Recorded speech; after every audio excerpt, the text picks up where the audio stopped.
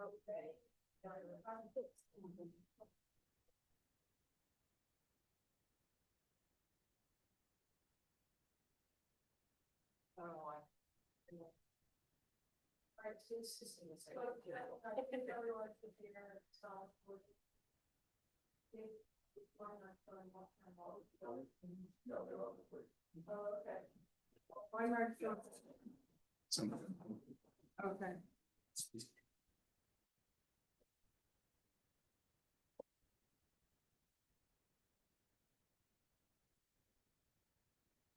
All right. So I'm going to call to order at 6:30 and state that all board members are present. And if I could get approval of the study session agenda. I move that we approve the study session agenda. Okay. Do I have a second? Okay. All in favor? Okay. That's 5-0. Okay. And then we have public comments. We do have one public comment on item 6.4. Okay. All right. We have inventory.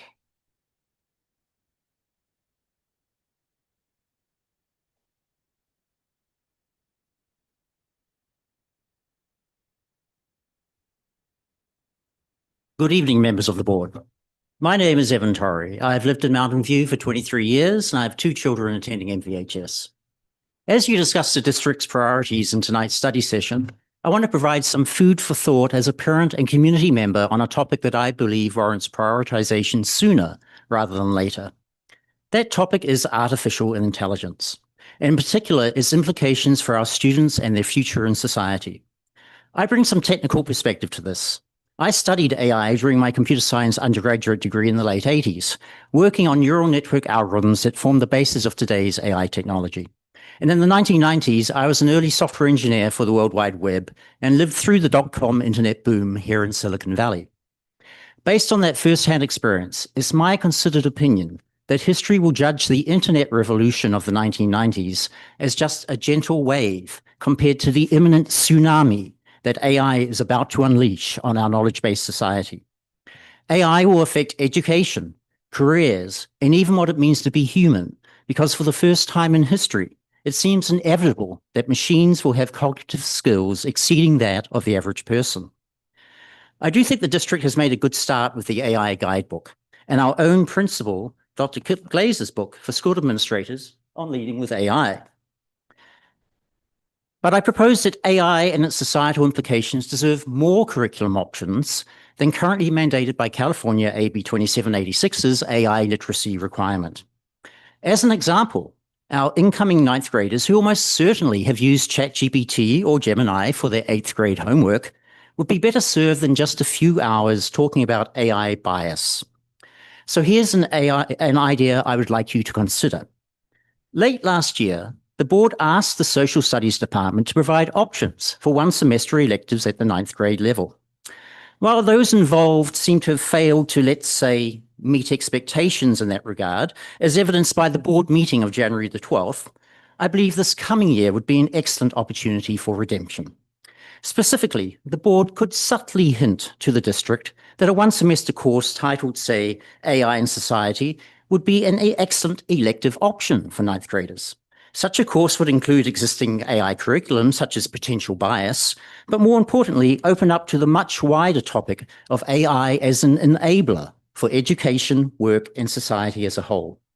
It all seems like incredibly fertile ground for passionate social studies teachers to prepare 9th graders for what many are comparing in scope to the Industrial Revolution.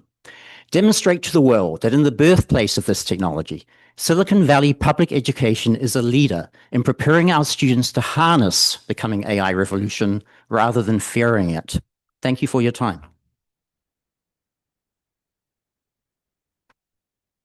All right. So now we move to board discussion. Who would like to go first? Well, if I could just frame You it. would like to frame it? Right. Yes. This came up as a request by the board to talk about the priorities. As you know, every year the superintendent gives us focus for the district. This is in addition to the many activities listed in the LCAP. And the 6-year goals right behind you on the wall that the board developed a couple years ago. And this is the board's opportunity to give input to that. If the board would like, I have some tentative ideas to focus on for next year. But if you don't want to hear that and just give your input, that's fine too.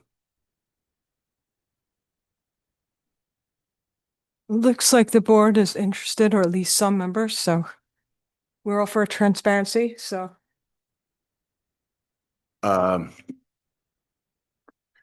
Taking nothing away of what our public comment had to say, I think there's some good points that were made there about curriculum and AI use and technology in general. But in terms of a focus for all of our students and so on, I think our first thing that we need to focus on is our multi-tiered systems of support. We refer to it in our LCAP, but how many supports do we have? We have many supports. How does it fit into the model? How many of them are tier 1, tier 2, tier 3 supports? What supports are we missing and at what tiers for some of our students? Obviously, some of our students are not succeeding, not very many of them, but some of them are not succeeding. We have, you're going to see a contract tonight for another outside mental health agency. So where can we beef up maybe some other supports there so that we're not constantly hiring therapists? Do our alternative schools, how do they fit in terms of a tier 3 intervention? And are they serving all of our alternative students equally? So, and do we know if these supports are successful? I sense the frustration of the board when we talk about test scores and GPAs and AP scores and AP enrollments and things like that, because it's information that we get sort of after the fact. And I share that and maybe it's because I've been in this so long that I've become used to these after the fact data sets. But I've seen some very successful models where there's ongoing data to see whether or not we're being successful. Number 3, and I'm going to go fast because I want to make sure I hear from the board. Alignment. What does it look like? What is it defined as a goal? We want an A in one class to demonstrate the same level of achievement in all classes, regardless of who's teaching it. And then based upon some conversations with students, and this might be where the AI piece fits in terms of moving on, is revisit the portrait of the graduate. And how does that fit in? We know that that right now in the GPA game that students are playing, it's really hit or miss as far as getting into a college based upon what you know, what your GPA is. But if our students, and it's broken, but we're going to get it fixed and it's going to go back up there. But if our students can demonstrate being, exemplary in these areas that are identified in our portrait of the graduate, we may get more students into desirable colleges. And more importantly, they may be more successful in their post-secondary endeavors, whether it's college or anything else. So those are the 3 that, as of right today, before listening to the board, is the starting point. Eric, number 1 was MTSS. MTSS, alignment, and portrait of a Got it. graduate. So only 3. Okay. Okay. All right. So who would like to go first? Alex? Yeah, and go. So, so I think this is a very sort of like important and tough question. So as I was thinking about district priorities, is one big question that I keep asking myself is what truly rises to the level of being a strategic priority versus what is important strategy that supports those priorities. That's sort of the frame of mind that I've been thinking about. I've been fortunate to be part of the Family Partnership Council this year and last year, and so got a chance to hear a lot of feedback from like families and parents through there, and of course, some conversations with parents or even public comments here. And I think a few themes stand out to me. And by the way, in family partnership councils, there is also a lot of information from students that also gets surfaced. So one is on the area of alignment. I actually, when I think about it, to me, alignment is just a means to an end. Really, the goal they're trying to achieve here is consistency in the student experience, in grading, in instructional practices, in communication, and expectations across classrooms. Alignment is what creates that consistency. So that's the first one. The second one, I actually, another point from Eric that resonated with me is this idea of college, career, and life readiness, and how do our students develop the skills that differentiate them beyond academics alone. I don't know if the right terminology for this is a portrait of a graduate, because to me, a portrait of a graduate is just this poster, but it's more about what is the experience we give to our students that allows them to further differentiate themselves and be more ready. And it can be college counseling or CTE pathways or anything else that helps develop the skills and the experience that truly creates that differentiation. The third one that I heard a lot from the feedbacks across different ones is, again, I think also similar to what Eric was mentioning. It's ensuring that students receive the support that they need. I think you're referring to that as MTSS. But again, to me, it's about sort of like using words that we all can understand as opposed to like faculty terminology. And this is various intervention systems, counseling and inclusion, mental health and stuff like that. So that's the first three. One additional area that I've really been thinking about quite deeply, and it actually relates to the public comment here, interestingly enough, is our overall district AI readiness and transformation. And actually, AI appeared in all of those feedbacks that I reviewed, students, families, staff, and administrators even, right? And it feels like this area, one could say, is becoming, but in my mind, it has already become so important that we should think about it not as simply as a technology initiative or one particular program or even a course, even though that's a really good idea. But to me, it needs to be a foundational shift that's really impacting every aspect of what we do as a district. How students learn, or how educators work, or how students are supported, how district IT and operations function, how graduates will compete and succeed after high school, right? Like if you're talking about differentiation, today AI is almost very quickly is not going to become a differentiator. It's going to be foundational expectations that our students are very much AI ready. And so given where we live, the world our students are entering, what other schools I'm sure are going to do in our area, I think that's AI readiness and transformation, really strategic district priority at the highest level, sort of in its own right, rather than a collection of individual initiatives. So not a specific tool or program, but a vision, a strategy, a roadmap, and from there, multiple programs that all deliver the transformation over the years that we need. Those are my thoughts on the topic. So before we move on, I just want to ask Eric, since you brought up 4 priorities, like how many priorities can we actually manage? Because I think that's an important question to know. I'd like to keep it within no more than 4. Okay, all right, thank so- you. That's a good answer. All right. All right, moving on. Moving on to the next person, Esme. So I think I had 3 coming in. Maybe now I'm being convinced about a 4th. But I think the top one that came to mind for me was achievement of our students who are not performing to the level of maybe the majority of the districts. So, and I know we got some communication about this, our language learners, our students with disabilities. And so, and it kind of goes in line with, I think, your point, Alex, around like making sure our students get what they need to be able to achieve. So I could see some similarities there.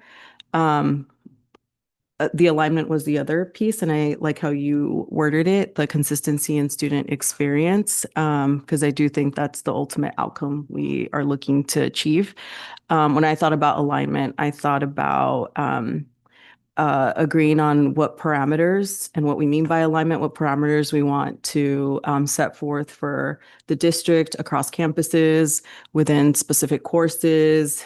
Maybe it includes grading and some of the other things you listed, Alex. And then the third one that came to mind to me was what our strategy is around AI. What is our policy? What's the guidance that we're also giving our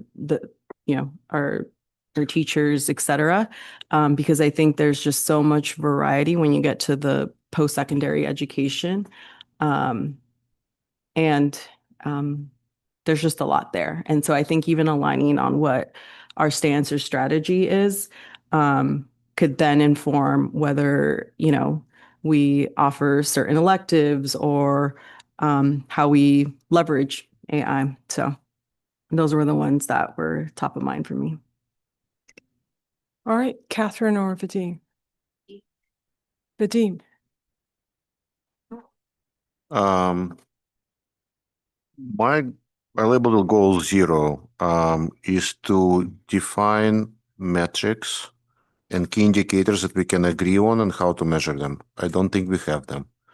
What we've learned recently, or at least I've learned recently, is CASP is not a reliable measure of student achievement. You cannot compare it year over year because of how much participation changes and how unenticed students are to participate in this test. It doesn't really matter.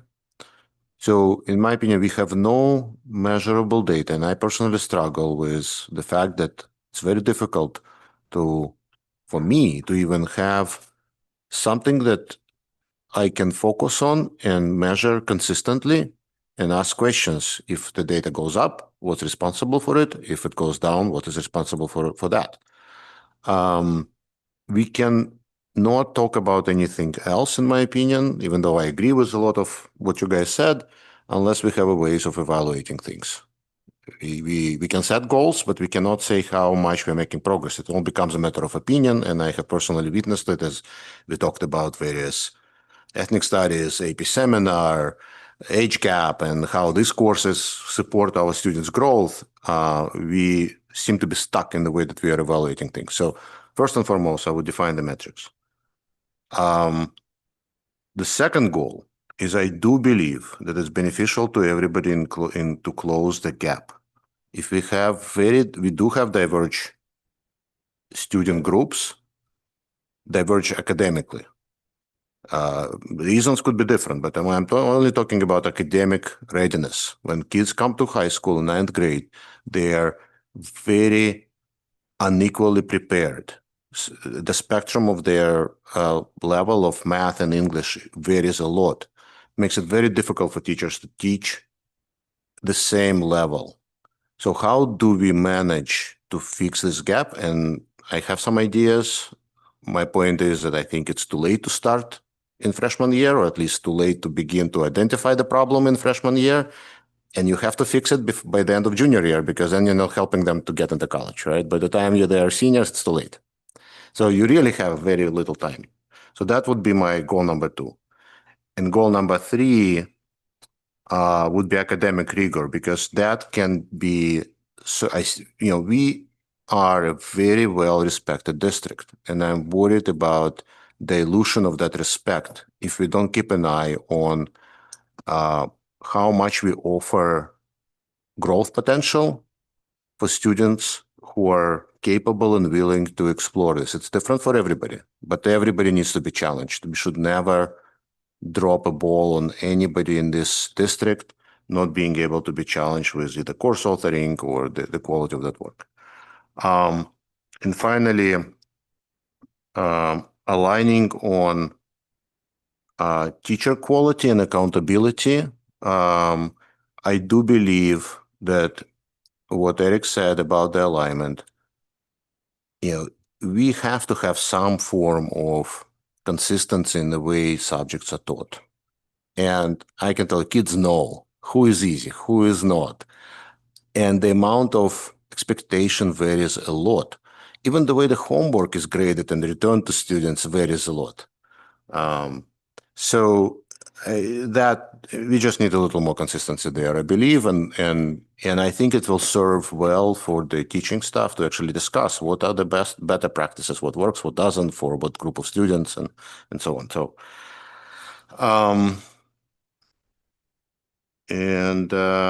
I think this would be my top goals.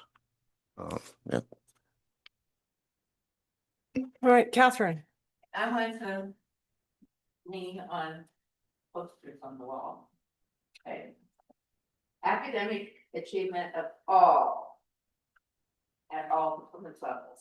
So that then would be subcategories would be keeping the rigor as high as possible, the ones that can do that, and supporting the ones that need help to getting to a level. So it's a balancing act. And it legitimately takes more money to give all the supports to the people that need more and more help to get there than it does in some cases for the ones that are already achieving at a very high level. But we have to have both. So that's the all. So that's, we have to balance those two things. And the respectful caring school climate for the wellness and inclusion, that's the MTSS. Supporting students, well, MTSS really should apply to academic, which we already talked about, but also mental health. And also culture. So it covers all three of those areas. But we aren't consistent in our application or use of MTSS, and I think we're too siloed in some ways, so I'd like work on that priority of getting people to understand how it fits into everything and be implementing it at their level, whichever level they're at as we go on. And that ties into the graduate profile of physical learning, that environment. Because we want a well-schooled, knowledgeable adult, but we also want a healthy adult that is all those things, empathetic, resilient, and so on. So we're trying to get both out of an education here. So those two goals are the most important to me. The other two are very important too. And then, as Evan said, Evan, I love that name because my son's name said it too. And I studied AI back, Feigenbaum's earlier stuff, way back when I was in college. AI is so important and it's pervasive. It pervades those two, but also the physically situation in our district and facilities and so on, and it also professional development. So the other goal with the AI is research. AI does a lot of research, but for MTSS, why are we not researching or comparing what other districts are doing in this area? In our EL, in terms of supporting the consistency with our English learners, why are not looking at the best program in Massachusetts or wherever and getting pilots here or comparing them instead of trying to, I feel sometimes we are always trying to reinvent the wheel. So I'd like to have research-based information on why we make certain decisions and compare with what other people are doing rather than look like, oh, we have to figure this out. Nobody's ever done this. In some cases, people have done it, and why aren't we piloting or using their information? So those would be my ones, concentrating on those two goals that both of them involve MTSS, everything involves AI, but then we have to balance with research, how to help the achievers we need to bring up, and also how to give more and more rigor to the ones that can reach beyond the top. Okay, so I agree with actually a lot of what's being said. I think to the point about students, I think Eric often refers them to students with academic needs. You know, I'm still hearing about gaps in our support. We well, due to the hard work of staff and teachers, our ELL metrics have improved. Our metrics, as been mentioned, for students with disabilities and also our long-term English language learners have largely remained flat. And I think it is a little bit hard to use GPA as a metric because we don't, as has been pointed out, we don't have consistent grading practices. We don't have students consistent expectations. And so I think alignment is part of that piece, because how can we measure achievement, to the dean's point, if we don't have consistent experiences in a classroom, so that an A in one class or C in one class equals a C in the same class taught by a different teacher. So I think those go hand in hand. And then Tier 1 MTSS, I think, also intersects these issues. I think that our students who are most vulnerable really deserve, well, all our students deserve a caring person on campus to talk to. And it could be any adult. It could even be a peer volunteer. It could even be a peer counselor or a volunteer. And we have improved in this area, but I agree there isn't really a system in place that I can look at and point to, other than we refer people to therapists. And I think while it's important that we refer people to therapists, I think there's so much more we could be doing in Tier 1 so that people are getting the support before they require that level of help. And I think it benefits the student as well to receive support when they're having a hard time before it gets to the level of seeing a therapist. I think that the most I saw was we're doing a great job of tracking leading indicators, like if a student has missed 15 days of school, but that's 3 weeks of school. Before that student starts to miss school, frequently that student has faced a challenge. And actually, since I shadowed the front desk, I saw that challenge is frequently written in our attendance system, but somehow it's not promulgated, it's not shared. I don't know how much it's shared. And that student, like as soon as that is written in Aries, like it could be systematized. So I mean, it would depend on the student, right? Some students are like, don't talk to me, go away. But other students would welcome someone coming to them and saying, I heard that, this happened to you. And I'm here to talk. If you want to talk to me about it, I'm here. And that can make a huge difference in a student's life. And in particular, I saw a student who I'm not going to name, and I'm not going to name what happened, but I saw the student had a specific situation happened. And then after that, they were absent, and then their attendance dropped out, and now they're chronically absent. And I asked myself, like, what if did someone talk to that student the day that they called in? I don't know. So I think our 2-1 really needs a lot of work. And then to AI, I went to the science fair and Tech Expo, and I was struck by how many students are already using AI. They're creating their own data sets. They are using it very responsibly, and it is a great tool, and yet we have no policy around it. And I think it's really important that our students learn how to use it as a tool and a way of interacting with the world, and a way to support critical thinking, and a way to learn, which is what our students were doing at the science fair. But I've also seen students who, they put in an essay and then they turn in that essay and that's their work, but that's deprives them of learning. But I fully support using AI as a to bounce ideas off.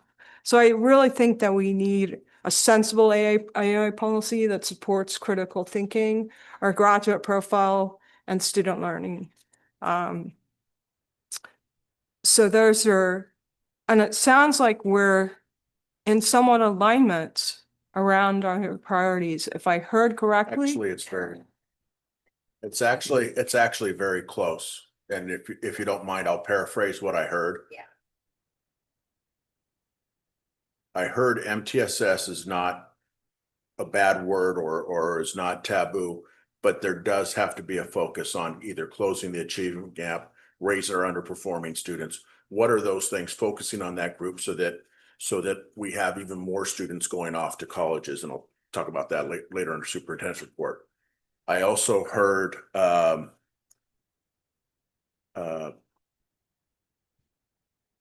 that whether it's called consistency, whether it's called alignment, we want the grade in one place to mean the same in terms of achievement. We don't want to have interesting policies that are either departmental or individuals that we question, right? And we need to have our professionals get together and talk about how they're applying and what grading skills, the level, the amount of homework given, consistency in terms of hours a night that students, I think that we're sort of on the same page, whether it's accountability, alignment, those kind of consistency. I think we're on the same page there. And I think AI is something that we probably need to look at, but before there's a policy, I think we need to have a vision and a vision statement for what we believe AI to be. It's either going to be a tool that's going to be used. It's going to be something that we want to make sure that every student is aware of, not just how to use AI, but also those implications, whether that's within our own curricular classes, whether it becomes incorporated. AI feels a lot like technology in the 90s, right? Every school was trying to incorporate technology, and it was always a separate goal. And then now technology has become a part of every single course. Seems to me that AI is going to be like that as well, where it becomes a part of every single course. And so what's our vision that's going to drive us to make sure that that happens? I think that's a key part. The one thing that I don't know if we're all on the same page is Portrait of a Graduate. It was also called Lifelong Learning Standards at one time. We call it something else in another district. I don't know if we're on the same page with that, but I think we agree that there's more to a student than just the GPA, and whatever we can do to make that stand out amongst our students is something that we need to focus on as well. I'll make one last comment on Vadim's comment as far as key indicators. I agree with Vadim. The state tried this in the late 2000s, early 2010s, when they came up with something called an API score.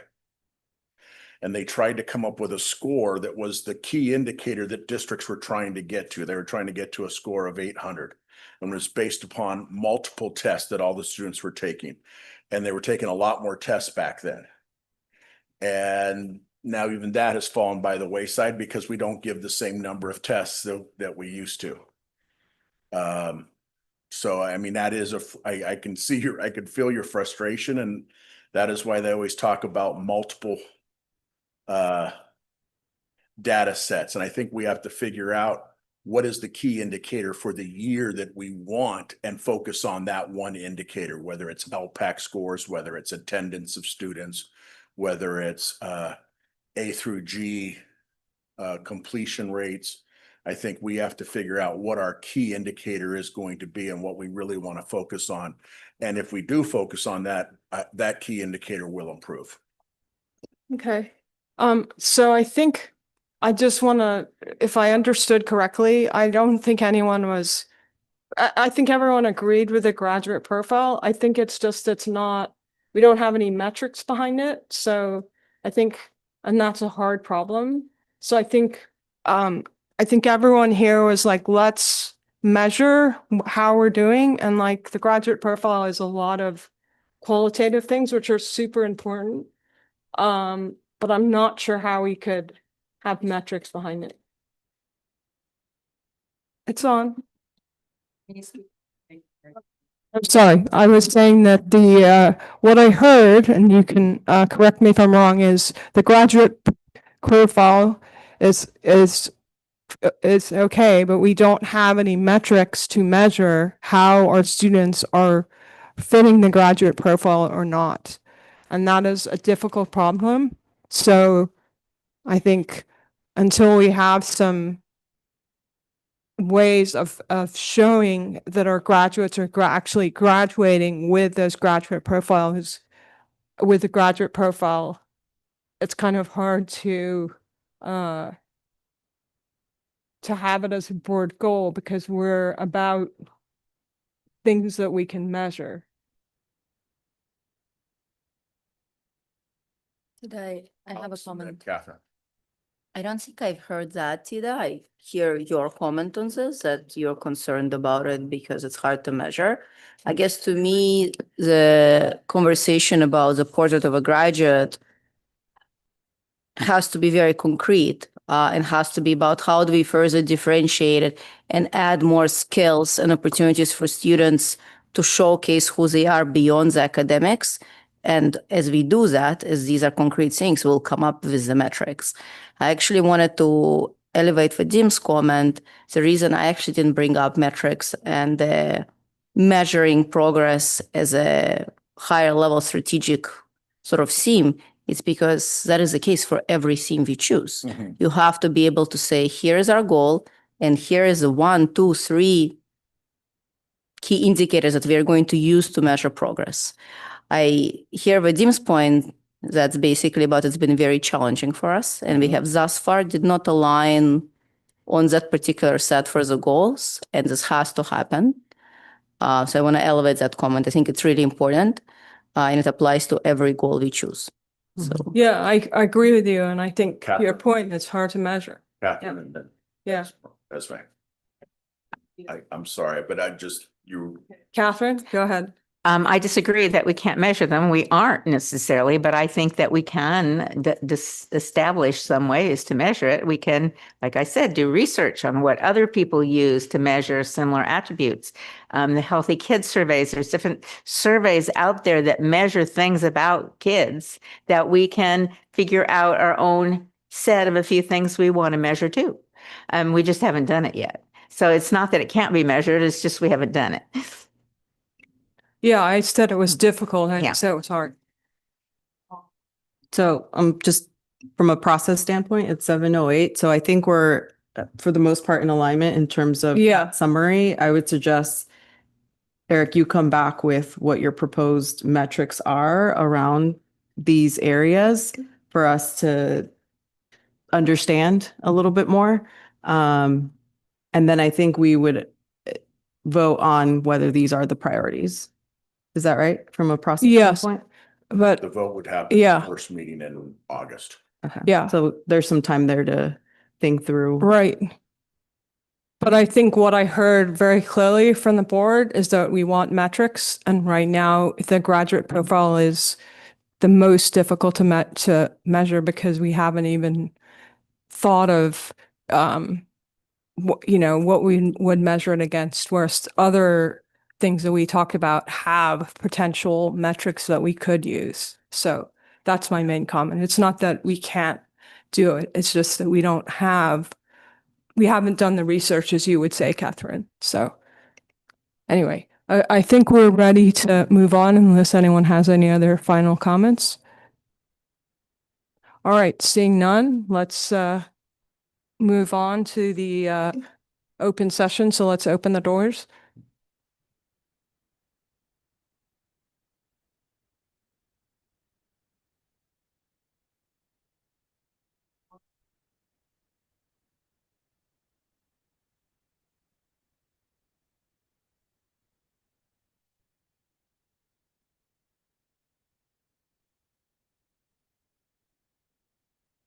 Come on in. Okay, we're just waiting for people to come in.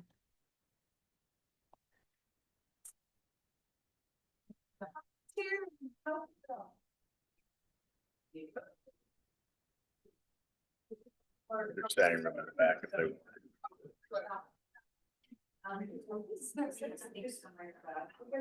Yeah, there's also, of course, Maybe we should do 10.1.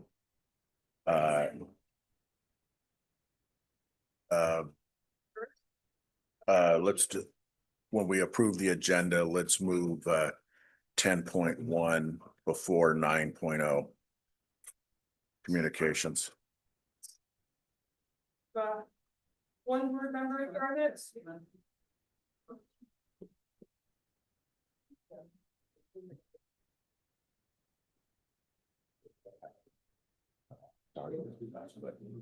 Except Alex and Catherine.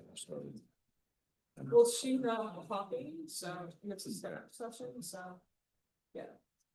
Okay. And also, like, Catherine wants to say, so that's, I didn't actually say.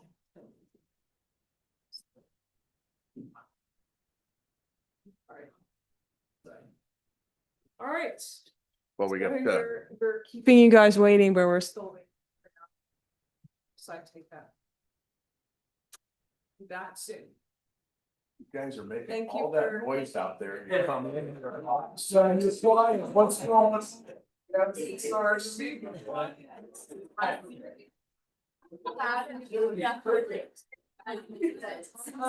anyway,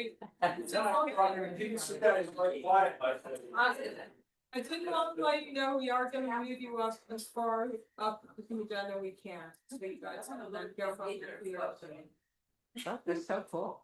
We got both our logos. Oh, yeah. Yeah. So cool. Design player. Oh. They come in, tank top.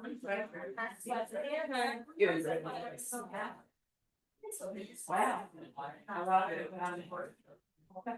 Oh, that.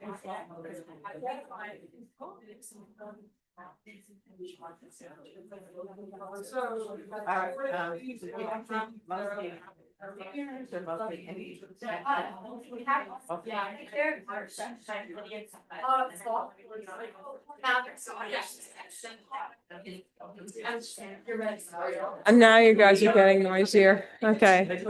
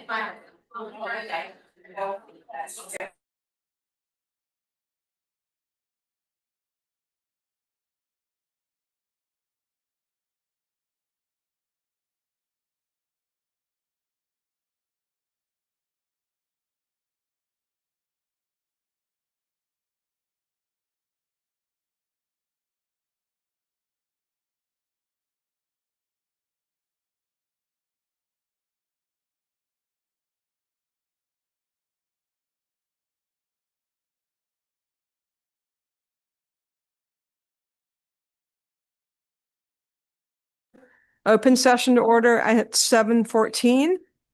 And we're going to begin with our Pledge of Allegiance. Pledge of allegiance to the flag of the United States of America, to the republic for which it stands, one nation, under God, indivisible, with liberty and justice for all. All right, so I'll mention once again that all trustees are present. And next we have approval of the meeting agenda, and it's been requested that we move 10.0 up to after preliminary business so that the gymnastics team can go home and do their homework. I move we accept the agenda with the moving of 10.0 after 8. All right, do I have a second? I second. All right. All in favor? Aye. Okay, that's 5-0. All right, so next we did not take any action in closed session. So next we have our notification that this open session is streamed on YouTube. So now we're going to move to 10.0, recognitions and resolutions. And we have a recognition of Los Altos and Mountain View High School gymnastics teams 2026 first. I think they're going first. And I believe, Michelle, are you doing the introductions tonight? Okay.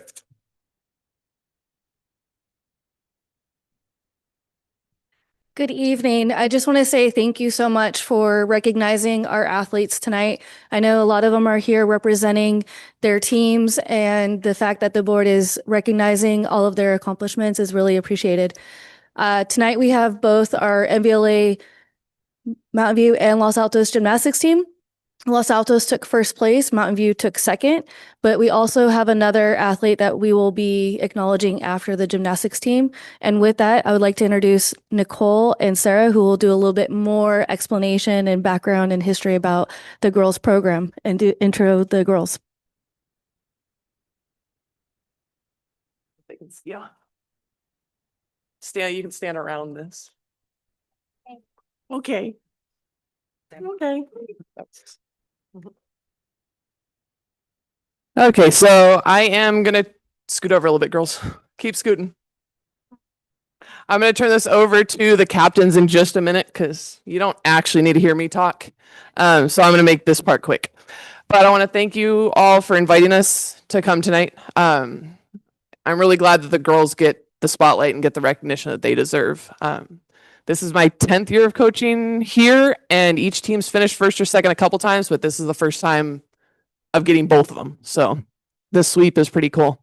We hosted every single meet besides CCS this year. So I want a big shout out to Michelle for being there, helping us out.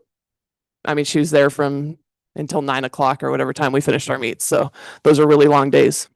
Really quick before I turn it over to the captains, this year's team was super special. They had incredible accomplishments on the competition floor, but we're just as proud, if not more proud, of what they did outside of competition. I know they'll be on the slides as we get going. We also have stuff on Instagram and all kinds of places. But they were a really, really close and hardworking group, and they were really supportive of each other. And this season would not have been the same without our captains. We have junior Eleanor Sue from Los Altos, and then we have seniors Ariella Moss, Fiona Carmack, and Rowan Barcelona from Mountain View. We had a huge group this year. We had 42 girls, and these 4 were key to keep getting us through the season. It's pretty much impossible to adequately summarize everything that they did to help both Nicole and I and everybody else. And the 3 seniors especially have been instrumental in building the culture and success of this team this year and in previous years. So I'm going to turn it over to the captains because they deserve the spotlight. So I'll let them tell you about the season a little bit. Breathe and you got it.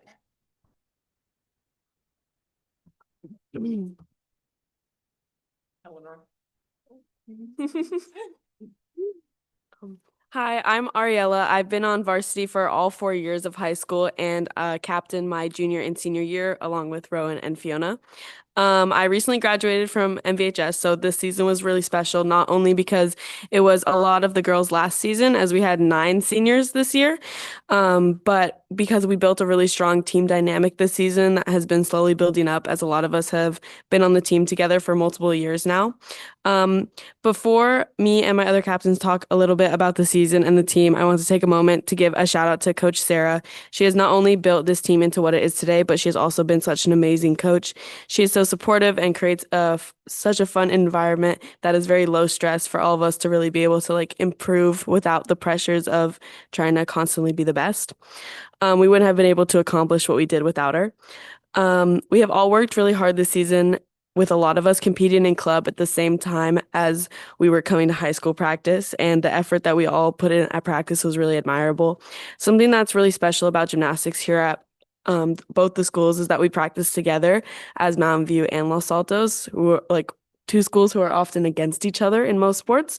But because we are practicing together, it has really built a strong camaraderie among the two schools, and it is fun to be able to see how strong we have become as a team together, even when we're competing under different titles. And if either of them have anything else to say. We would also like to give a shout out to our other coach, Nicole, because her work also helps us create a really great team dynamic at the school practices. Club gymnastics, if you're unfamiliar with it, is a very individual and competitive sport. So it's really nice to be able to compete more as a team. And both of our coaches, Nicole and Sarah, do a lot of work to make that team bond really strong. And so it feels less pressured and stressful, which is a great thing for a lot of us who have experience doing it outside of school. So it's a really nice, different experience. And as both of them have said, something super special about our team is that we're like one team, even though we're two different schools. And we have girls from across all grades. So it's really been a great way to create friendships, especially when you're first coming into high school, because you already have friends at both schools from gymnastics. And we already thanked Ms. Noeth, but we really want to thank her for helping us host most of the meets, because it's a lot of hard work for the faculty and the staff and the coaches. So thank you, Ms. Noeth and Coach Sarah and Nicole. Yep. I was gonna say thank you.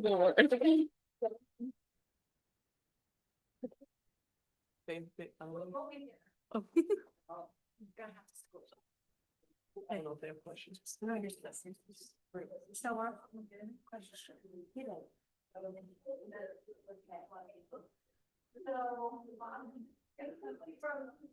Nicole to your left and down.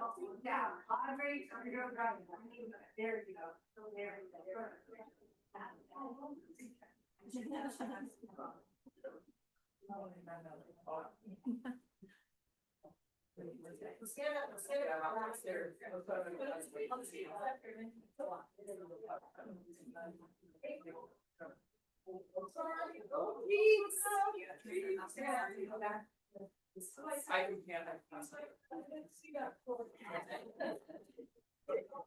Tracking Bob's.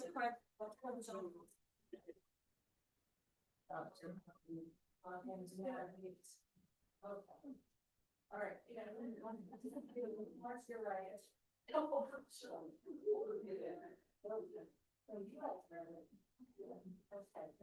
Here we go. Thank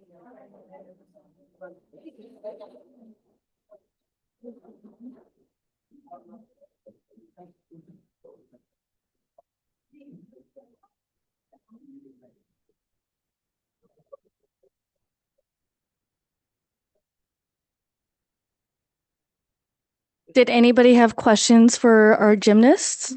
Yeah, I was just going to ask that because it was so wonderful to hear from students. So does anyone have any questions? Good question. First of all, congratulations. That's awesome. How do you mentioned that you train together? How do you manage that? Do you guys travel to each other's sites? How does that work? So usually we practice at the Los Altos High School gym. That's where we keep our equipment year round. And we move it into the gym every year and move it back out, which is a big, large amount of work, but like we work as a team and it gets done somehow. But so usually the Mountain View students will travel over to Los Altos after school. We start practice like a little bit after school ends so that the Mountain View gymnasts have enough time to get over to the school in time for practice. So that's where we practice at Los Altos. But then when we are competing, we have under our both different school titles. Yeah. We practice as one, but competes. Anyone else have a question? Which is like, how, so I think I haven't, I mean, maybe because we only see the champions, but are you the only team that practices together? And if so, what is that like to be a joint team?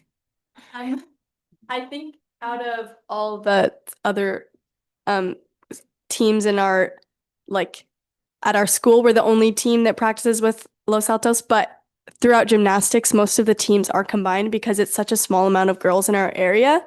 So like for CCS, that's like the last meet, even though other sports they continue on past that because we only have so many gymnasts. So there's a few other teams that are like 4 schools at once that maybe practice at a club gym instead of a school gym, but they still practice together.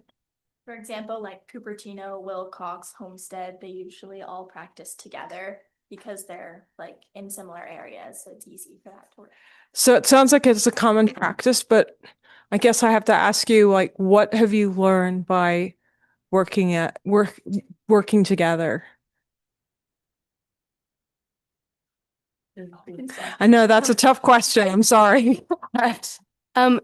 Through what I've noticed between both school and club gymnastics is that even though it's super individual, like your score is your own score and it's not as much of a team sport as say like soccer or softball or something, but people are still like extremely supportive and we cheer on girls from the other team and we shake hands on the podium and like it's very supportive even though we're competing against each other and it's really competitive, but people are super nice and super supportive and that's something that's really special.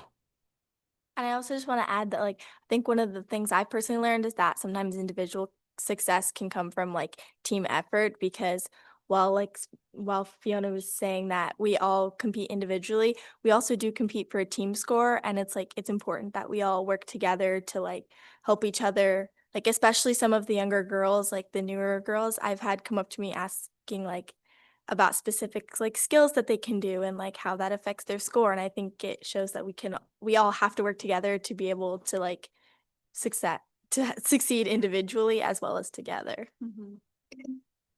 Thank you so much. Those were words of wisdom that I think could apply to anyone in this room. So thank you so much for being here and sharing.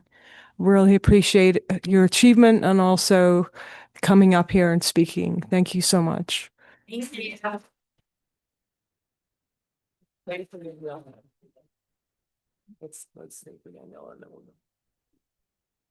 All right, so now we're going to move on to Los Altos High School track.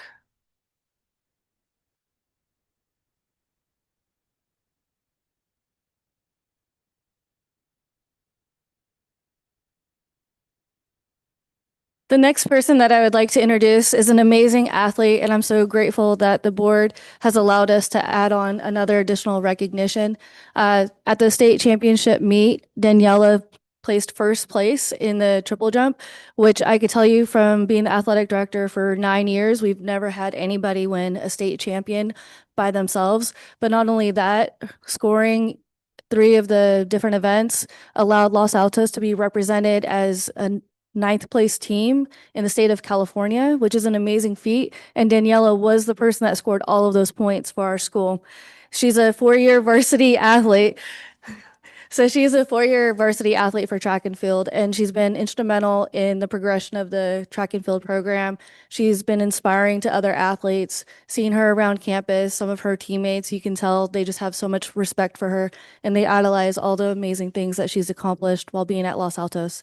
So I would like to introduce Miss Daniela Hughes for recognition.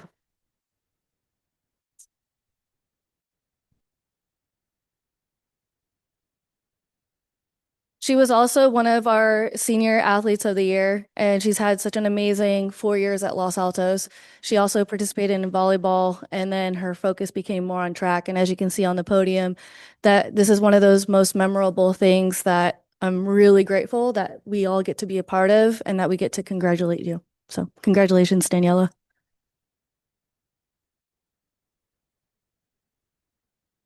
So this is the opportunity if the board has any questions that they would like to ask, or if Daniela, if you have anything you would like to say. Board, do you have any questions? What's Daniela? Congrats.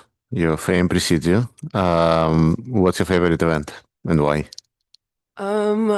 I would say my favorite event is the triple jump because it's not like a race, so you can't really get nervous. It's like all like up to you and what you can do in that moment. So I really like the field events and I'm the best at the triple jump, so that's why it's my favorite.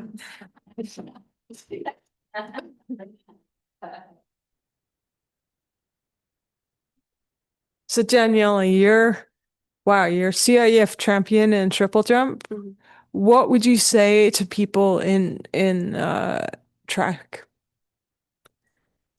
Well, I would say like obviously I do like a lot of events and a lot of people like to like focus on one event. I would say like explore like all the different events to see like what you're good at and don't like set your sights on like one specific event and try everything out and like see what you like the best and just like enjoy it and not because I mean when you don't enjoy it, it kind of like the nerves will get to you, but making it a fun sport is like the key aspect of track and field.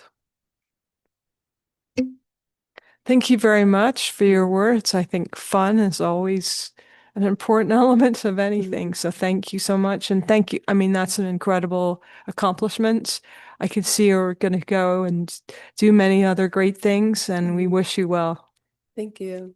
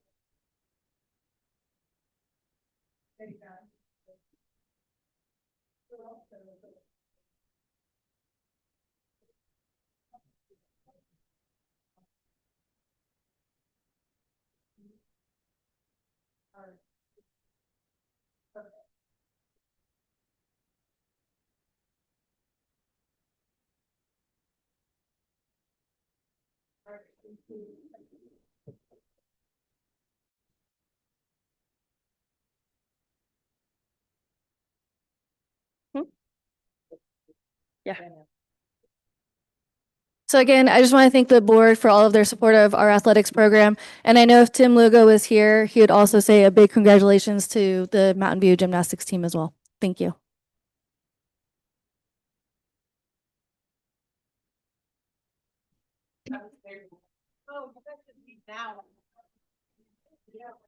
So we'll just wait a moment for the crowd to clear. Let's see how fast you can run.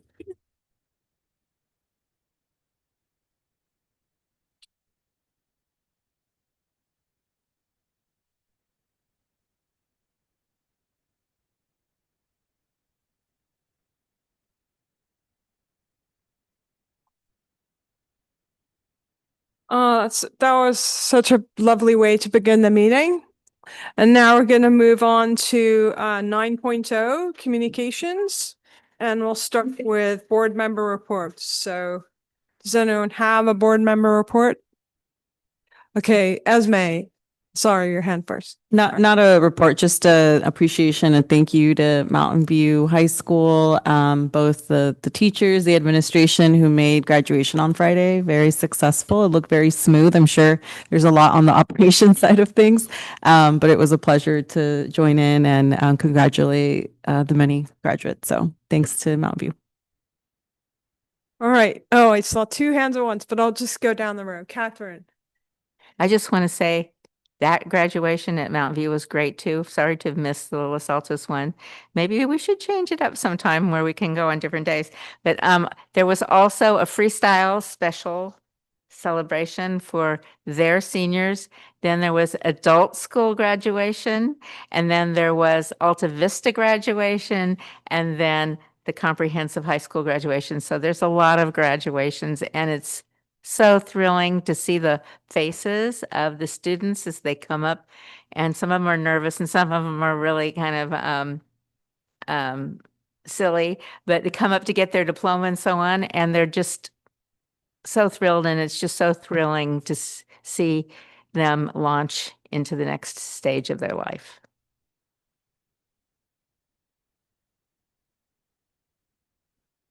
All right, Alex. Yeah, I basically had the very same message. It was wonderful to see the graduations I got to attend. I know a ton of work went into it. They were so touching, so special, meant so much to the graduates. And it's one of actually, it's my favorite moments throughout the year of actually being able to congratulate the graduates and hand them their diplomas. So thank you to Adult School, thank you to Los Altos High for making these such special and amazing events for our students. And I was also really touched by the speeches. So you guys do a great job to help the students sort of share words of wisdom that stay with them for life. So thank you for that. Okay. All right. So did you? I will +1 on all the comments. So I was at Los Altos graduation, so I won't add anything more on it. Okay, so I actually have a report because May was a very busy month and I want to include everyone and be brief, so here goes. First, I enjoyed connecting with our school community at the Los Altos Mountain View PTA Council, where we met in person and had time to socialize. I also enjoyed representing MVLA in the broader community at the Challenge Team Lunch, where one of our own students was recognized, and the Athena Awards, where Catherine is also there at both events, and the Asian Pacific Islander Lunch, where I had the opportunity to talk with other Asian elected officials. And with Catherine, I served breakfast at the staff appreciation breakfasts at Mountain View High and Los Altos High. And it's always a lovely way to thank staff for all they do for students at the end of the year. And I went to the state of the city of Mountain View, where Mayor Emily Ann Ramos gave an update on the city. It's free and includes food. I believe you were there too. And includes food, so I encourage Mountain View residents to attend. And speaking of the city, I read Mountain View Wisman's letter on active transportation and then emailed my letter about the active transportation plan to the Council of Transportation Committee, CTC, and the Board of Trustees. So it's now public information. So anyone can read the letter if they wish. You can always email it with me if you want it. I look forward to continuing to work with the city on active transportation. And after going through CTC, the next step is the full city council. And also with Catherine, as I mentioned, I visited the Los Altos High School Science and Technology Expo. And we also went to the senior awards night, which is always a pleasure because not only are students honored, but then afterwards I get to talk with our students. And then as I sort of mentioned, I shadowed the front desk at Los Altos High. I believe other people shadowed. I think you did, Alex, and an assistant principals and administrative team. And I learned a lot and I shared my observations with Eric. And of course, last but definitely not least, what you all talked about is I had the honor, because I'm board president this year, of giving graduation speeches at adult education, Alta Vista, and Mountain View High. And Mountain View High is simply, as you know, we rotate. And I just say a little about each. Adult education reminds us that it's never too late to get a good education. Alta Vista celebrates students who have overcome many challenges to graduate. At Mountain View High School, where the theme was written in the stars, I compared students to stars, and that was fun. So that's my report. Okay. I add that I went on the little cart, do you call it a golf cart?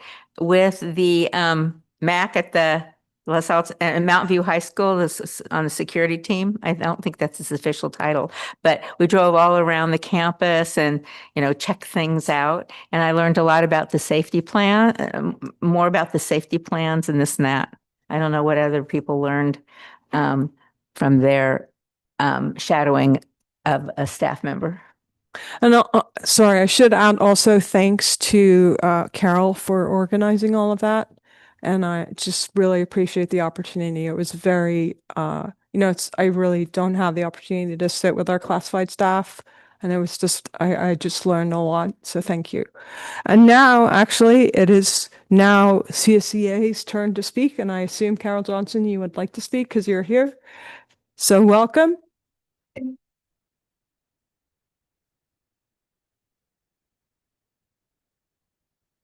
still wearing my button. I hope you all had a chance to wear the button during the week. I mean, I thank you, board, for allowing me to speak. Thank you, superintendent. Thank you, teachers, to speak. See, Classified School Employee Week went well, except for one little hitch, and I have to apologize to some of you in the room that we didn't get a chance to do our tours, but we will make it work next school year when there's more students on campus. We just ran out of time with it, with Classified School Employee Week being the third week in May. We just have a lot going on at that time. So you are not forgotten. For those of you that have signed up, we will make sure that you get to tour somebody. But I do want to say that we had major positive responses for you taking the time to come in to be with our members. Actually, Mac told me a story that Catherine, she was only scheduled to do for 1 hour, and she goes, "No, I'll stay longer." And so she drove for a little longer, and she even did a bathroom check. So she was so thank you so much. We appreciate that, and we got very good input from you about coming to attendance. She really, the Los Altos attendance person really wanted to thank you. But I also want to give a big shout out to 3 people in particular, and that is to Layla, Kip, and Tracy. Our negotiations team went forever, you guys, and I just want to thank you for the members of our team being away from their workstation for so many times. And we're going to start up again. We already have a date in the calendar for next fall, but thank you all. We truly appreciate it. But thank you for all your support. And thank you. Thank you very much. And thank you also to Eric for graciously allowing Carol to speak, because we had directly talked about us, CSEA. So thank you. Now it's Eric's turn to give his superintendent's report. So thank you for your graciousness, Eric. Turn it over. Okay, the website, you have that foundation map that they do annually. This is 890, this represents 899 students, and this says 168 states, 168 schools.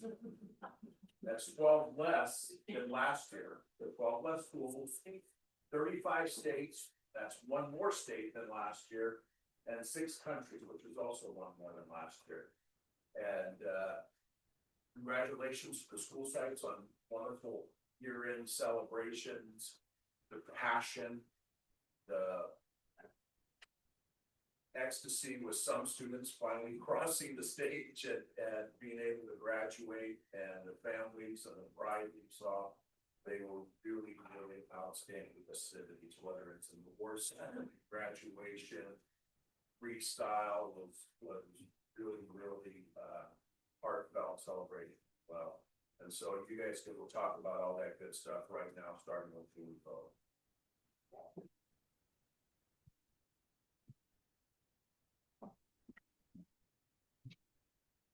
Good evening. I just wanted to thank the board again for coming to the Adult Ed graduation. It was very nice to have 3 board members there representing.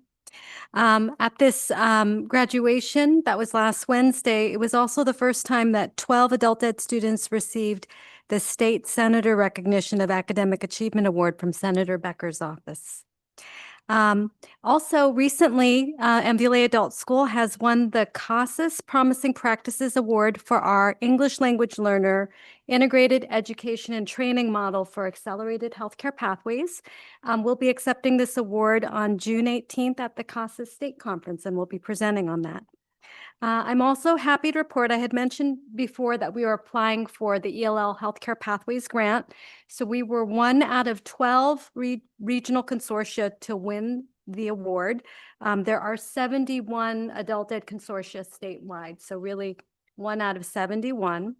And so we've been awarded $2.48 million as a consortium over the next 3 years to implement the idea that I had brought up before. It's called the North Santa Clara County Center for Health Sciences Innovation Project, where we are working with our community college partners to articulate and align pathways where they could receive credit for our CNA and midterm and other classes at the college level. Part of this innovation project is also to work with Fremont Union Adult School to create a licensed vocational nursing program. And lastly, the Adult Ed Online Summer School started today with over 250 students enrolled in session 1, and we're expecting about 120 to enroll for session 2 for a total of 370 students this summer. Thank you.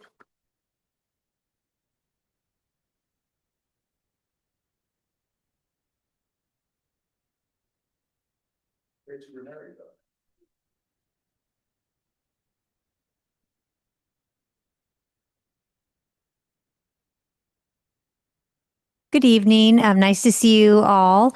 Of course, I want to thank Mr. Katz and Ms. Levitch for attending our graduation last Friday. Seems like, I don't know if it was a long time ago or just yesterday. It was a whirlwind. So thank you for attending. It's always lovely. And also Associate Superintendents, Mr. Matheson and Ms. Fott.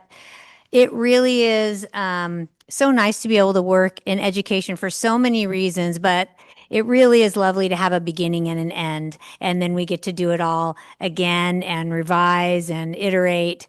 But it is just a joy to see all the work that you do occur in this big party that you're throwing for the community.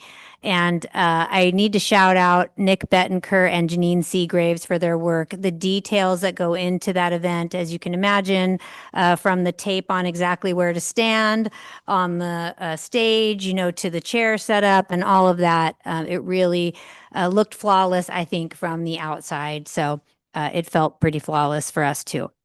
So thank you for that.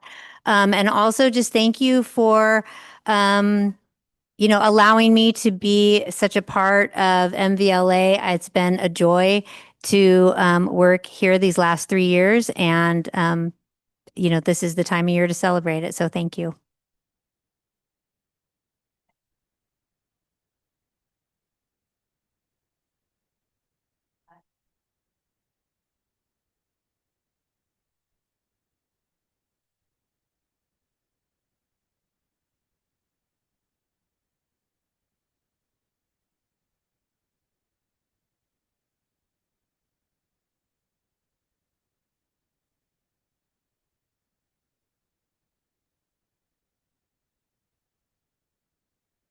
Good evening. I think Tracy sort of said all the things that I would have said. So I want to thank Dr. Ortiz, Ms. Vonnegut, and Ms. Corns for being at the graduation, and also Mr. Volta and Ms. Benson, who was very reluctant to be in any photo. So I think we did okay with that.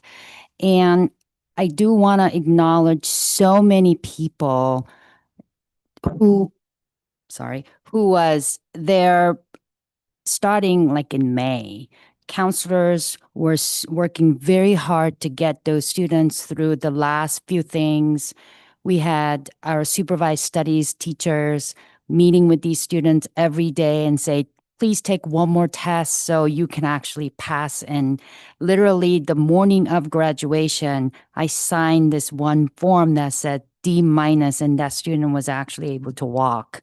So I think it takes a lot of work throughout the 4 years to help every student achieve their goal of getting the high school diploma. And I think because we're such a high achieving district, that sometimes we forget how challenging it is for some of the students to just get up in the morning and show up and achieve that big diploma. And I saw many students that I was not sure whether they were going to be able to walk across that stage. So that was such a meaningful day for me personally. And I want to give a big shout out to our, like I said, our counselors, our teachers, and our poor custodians. This year we had to actually have these zip ties every 3 seats. There were on the floor. I don't know whether you knew that fire department had a new regulation. So Trini and Hector were out there starting at 6 a.m., making sure every chair was tied. And that's 3,600 rented chairs. So hours of work. And then John had to come back on Saturday morning to untie it to make sure it got shipped.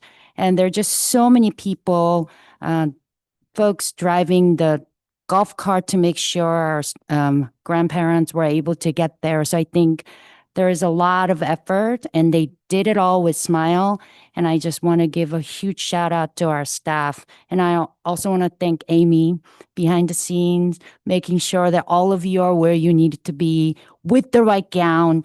And I think it takes a lot of work to make sure that our students are properly celebrated. So thank you so much for everyone's effort.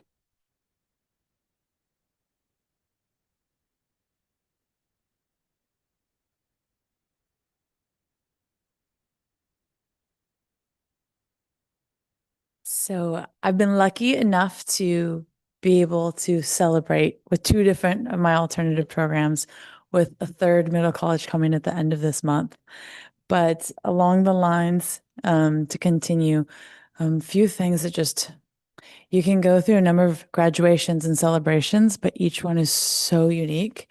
And a couple of things that made it unique, I'd say this year, and I want to say thanks. In particular, Alta Vista, we had 22 graduates, and we have 4, as I call them, summer hopefuls. And I promise you, the summer hopefuls, we're waiting on grades to know how many from our other campuses that will be taking the best care of this summer, helping them see their goals through if they're in close range of the graduation requirements. But I wanted to say, President Theda Corns made a very touching speech that really connected with our students and their message. It also, in the Mountain View Voice wrap up of one of our student speakers, Connor Studdard, as well as of our graduation, there were key quote points that I think really did resonate with our students. So I want to thank you for making the time. It was a lot of speeches. I don't think I realized you even had 3.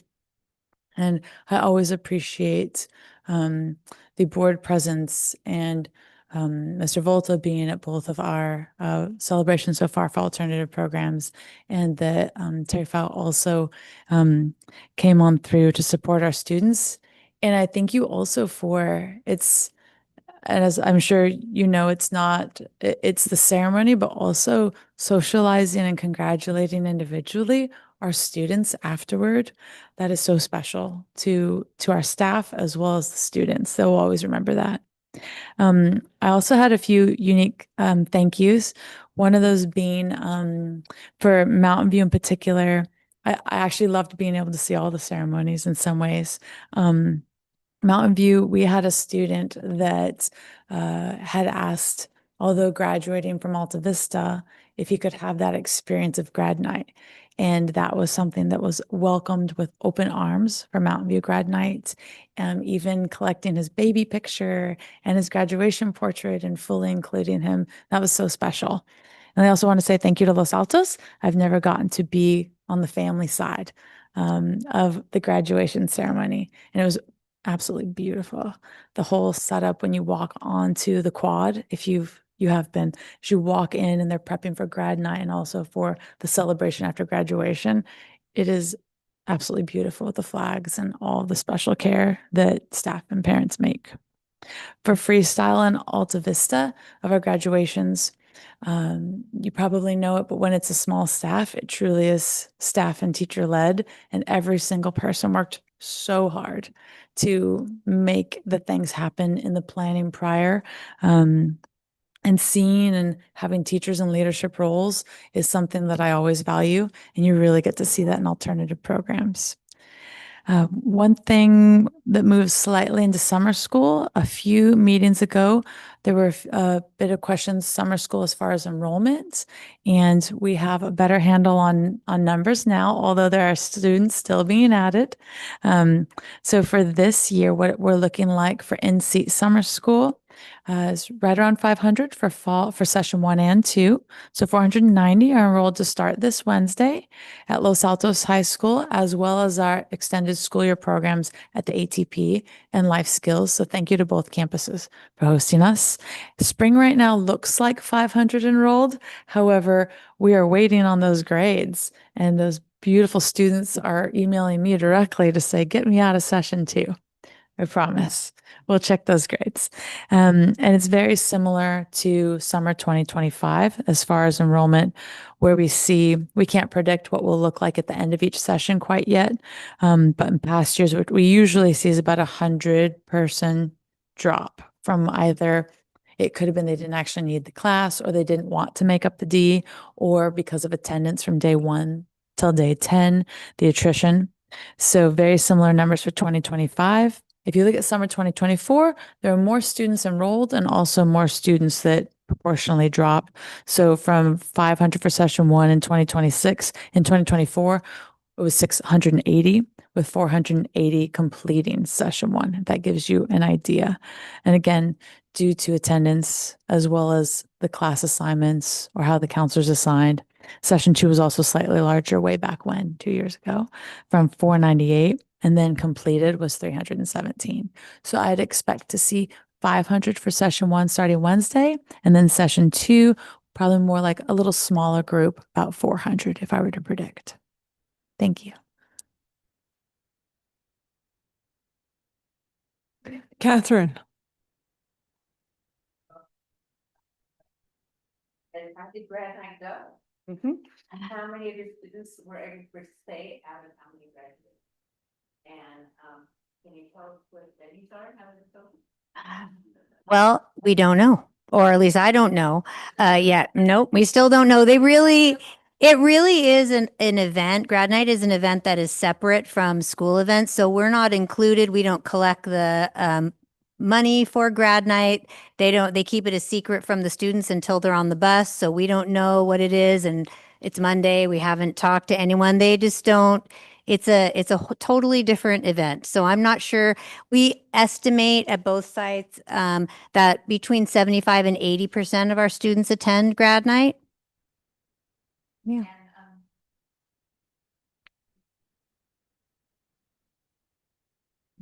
No news is good news.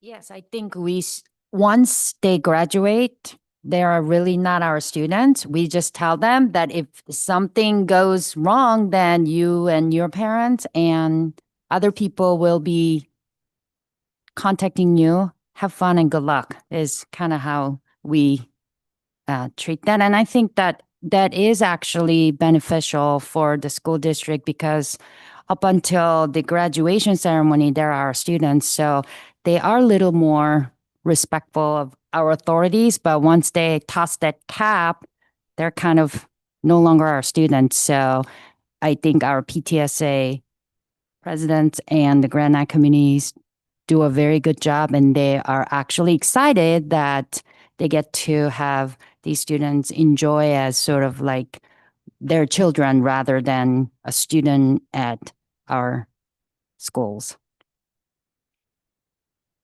Thank you so much. I just wanted to say thank you so much, Suzanne, for your kind words. I'm really touched that my words had any impact on students, because they're not there to hear me speak. So I appreciate that if even one student got something out of what I said. I did put a lot of effort into it, but I know that they weren't here to hear me. So I'm very humbled by that. So thank you. Anyone else? Okay. All right. So now we're going to move on to public comments on items not on the agenda. Seeing none, we are going to move to 11.0, public hearing, and I have to bang the guy. Oops. Okay.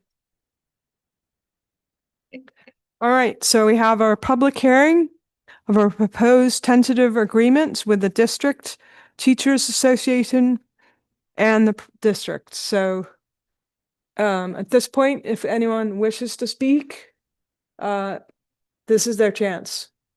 Okay, hearing none, I'm going to close the public hearing. Okay, so now do we have a presentation? Okay, this is Speak about Layla the Benson. TAs either on the agenda or at the hearing. If we want to wait for the agenda, that's completely fine. I think this is the hearing part, so I think this is just for the public if they wish to speak, and I didn't see any public. So now I will open it up, another public hearing. Except I can't seem to do it without knocking over my thing. Sorry about that. Do it officially. Okay, so this is a public hearing of the disclosure of the collective bargaining agreement, CSCA. Okay, I do not see any public, so I'm going to close the hearing. Okay, next we have our public hearing on local control and accountability LCAP update and first reading. So I think we'll start the public hearing. And then we will close the public hearing, and then do we have a presentation after that?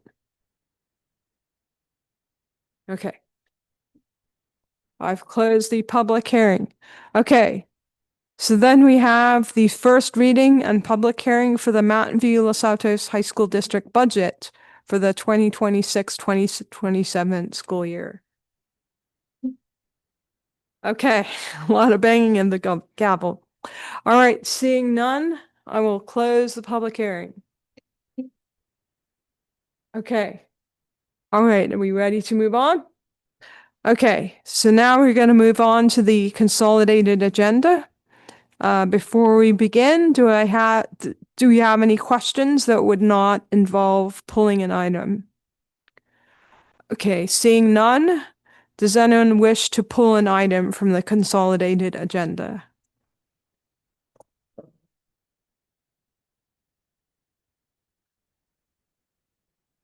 Okay, all right, I think I see none. So do I have a motion to approve the consolidated agenda? So moved. Okay, do I have a second? Okay, moved by Catherine, seconded by Esme. All in favor? Aye. Okay, that is 5-0. Okay, so next we move on to business action items. So we have 14.1, which is our CSA classification, fact-finding, reclassification recommendations. I'm going to turn it over to Eric.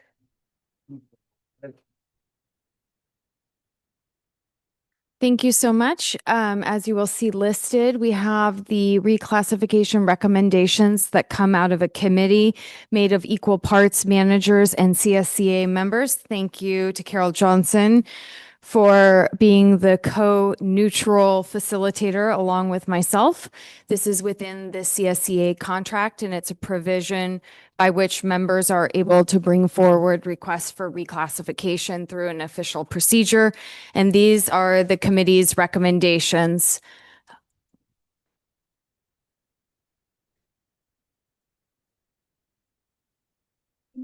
All right, are there any questions before we consider a motion or comments?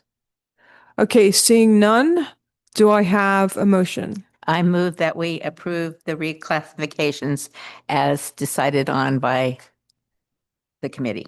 Okay, do I have a second? I second. Okay, moved by Catherine, seconded by Alex. All in favor? Aye. Okay, that's 5-0. Okay, next we move on to the approval of the proposed tentative agreement with the district Teachers Association and the districts. Presented again by Layla Benson. Thank you. First, I just want to extend a tremendous amount of gratitude for the negotiating teams who met over the course of the duration of the year. This is our DTA labor partners, as well as CSCA, who will follow on the agenda. This is These agreements represent a tremendous amount of work and collaboration in order to come to agreements. You start the year by supporting us, the Board of Trustees, through the sunshine process. And we meet on a regular basis to discuss in an interest-based, not issue-based, interest-based negotiation process. And we bring forward to you the mutual agreements. This first one is between DTA and the district, and the second one will be CSEA. If there are any questions that I could answer, please feel free to ask. Okay, are there any questions before we consider a motion? All right, seeing none, do I have a motion? I want to thank the teams that came up with our agreement, and I move that we approve the DTA agreement. Okay, moved by Catherine, I second. seconded by Alex. All in favor? Aye. Okay, so next we have the approval of the proposed tentative agreement with the California School Employees Association and the district, presented again by Layla Benson. I really am not going to say much more, except for we do have our union president, Carol Johnson, here today. And I do believe that we should specifically recognize her, as not only does she represent individual member matters on the regular basis, but she is at the table for the duration of time. This year, CSEA had to open up a fairly large number of articles, and you will see that we put a tremendous amount of work into this agreement. We were a bit behind, but through a lot of collective effort, we have effectively caught up. And so you will see the fruits of our collective labor here in the agreement. And I just want to thank everyone. Okay, do we have any comments before we consider a motion? I just want to say briefly, thank you to everyone who worked on both agreements. I know it's a lot of work, and especially to our one person here, Carol Johnson. Thank you very much for being here tonight. All right, so do we have a motion? I want to say ditto and or +1, depending on what kind of terminology you use. And I would like to move that we approve the CSEA agreement. Okay, moved by Catherine, I second. seconded by Alex. All right, all in favor? Aye. Okay. Next, we move on to the unrepresented Me Too salary agreement and salary schedule approval, presented again by Layla Benson. So what you will see are images of the salary schedules for the totality of our district. We have a longstanding practice where we have Me Too agreement with all of our unrepresented parties. That includes management and supervisory and confidential, along with our DTA members and our CSEA members. So you will see the corresponding salary schedules here for your approval. I want to also thank our business department, all the financial matters they partner with us on, and then the salary schedules. They have double checked our work. I also want to give a particular recognition to Michelle Bissonette, who actually helped create these salary schedules, but also joined our negotiating team and helped us to come to agreement. So a lot of people behind the scenes to make this happen. I think Kip and Tracy were recognized earlier. They're principals who also lend their time to the negotiating table. So thank you so much to everyone. Terry as well. Does anyone have any questions or comments before we consider a motion? I Yes, do. Catherine. I wanted to verify or clarify that this Me Too applies to everyone except for the superintendent. The superintendent has their own contract that the board writes with him or her.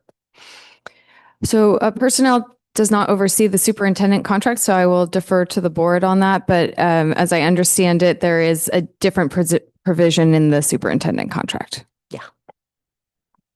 So I move that we approve the Me Too for the unrepresented group. Okay, moved by Catherine. I second. Second by Alex. All right, all in favor? Okay. Okay, that's 5-0. Okay, next we move on to our annual board compensation increase for 2026, 2027 per board bylaw 9250. So what I will say is that previously, if I understand correctly, we had, oh, is there a comment on that? Okay. Previously we had just given ourselves a 5% increase. And this time, I think for transparency, we are bringing it to the board for voting or so. Does anyone have any questions or comments? It feels odd to vote our own salary, but I move that we approve the compensation action for the board. Can I offer a comment? Of course, Vadim. So I know it's a technical thing, but for everybody else, we haven't raised the compensation by 5%, and it's a very small amount, and I believe it's unnecessary. So just I see no reason to do that. So you'd like to And amend it to have none, or that'd be fine too. Well, we can either vote, and we can each vote depending, we'll see what the result is, rather than amending it to none, right? But I know we've talked a lot about the budgetary constraints, and not like this is going to change any budget. It's more of a symbolic thing, but I don't really see the reason to do this. Well, then may I modify my motion? May I chime in before? Yeah. To address that? I completely understand what Trustee Katz is saying. However, this board also has an opportunity to increase their monthly compensation to $1,200 a month based upon recent legislation passed by the governor. I've seen boards lessen their honorarium of $600 a month and not take these steps. And what ends up happening months later, people decide not to run because it's even less money than other districts. So I think it's healthy for boards to increase their compensation by the 5%. It started at $240 back in the 80s, and it's very little money when you really look at it. And it helps boards in the long run, whether it's this group or another group. So I would encourage you to pass it, not for your benefits, but for the benefits of the MVLA board in the future. I guess what I look at is the big picture. And I mean, if you look at how many hours at least I spend on the board, or even if you spend 10 hours, it's below minimum wage. It's not really enough to get childcare. And while I understand we're a high school district, some people may have younger children. And so I think there is buried in this an equity issue. I think this is not the time to have that discussion, given that we're at such a low, we have property taxes on an all-time low in a decade. You mentioned that before. So I'm questioning the timing of this, but I do think that it's worth a discussion to talk about who is not here and who is not running, because it's simple, the honorarium, and I agree it's an honorarium, simply will not pay for like childcare, and not everyone has a spouse who can like take on childcare duties. So I think that's worth a discussion, but I'm not sure if tonight, given that we just passed 2%, is when I want to have the discussion. But I agree with you that I would like to have the discussion at some point.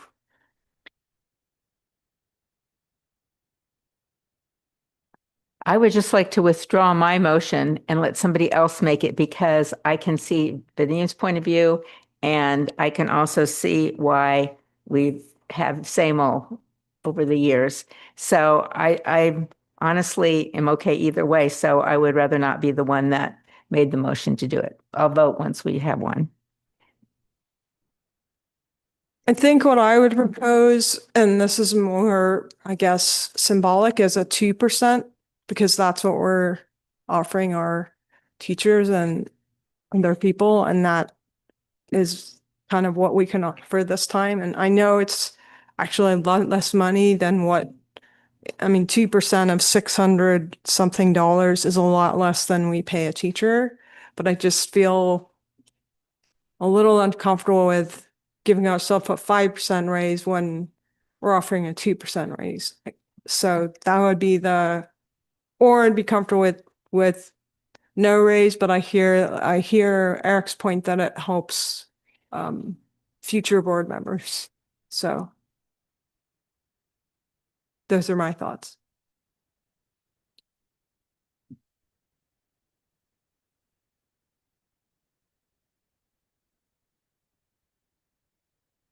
Motion. Someone needs to make a motion. So you go ahead and do it. No. What's that? Well, okay, I'll jump back in. I move that we give ourselves a 2% instead of 5% raise this year.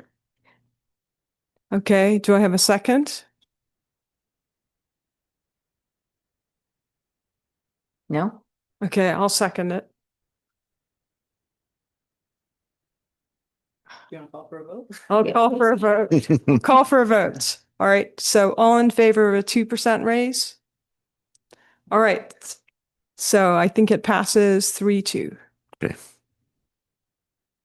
All right, so then let's move on to, turned off my mic. Let's move on to our Northwest Special Education Local Plan, Northwest SELPA Community Advisory Group nomination. And we have 2 members that we want to nominate. I think they're the only 2 members. So if anyone wants to discuss those 2 members, otherwise I will take a motion.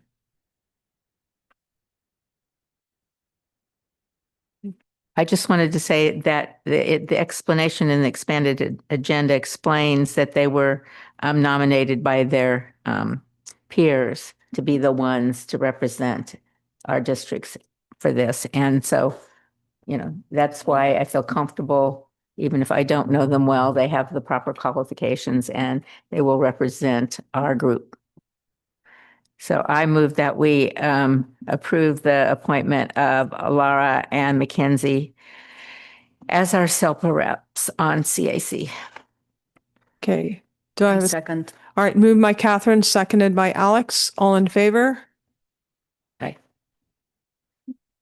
All right, so next we move on to our revised semester-long ethics studies course for inclusion in the district's course offerings.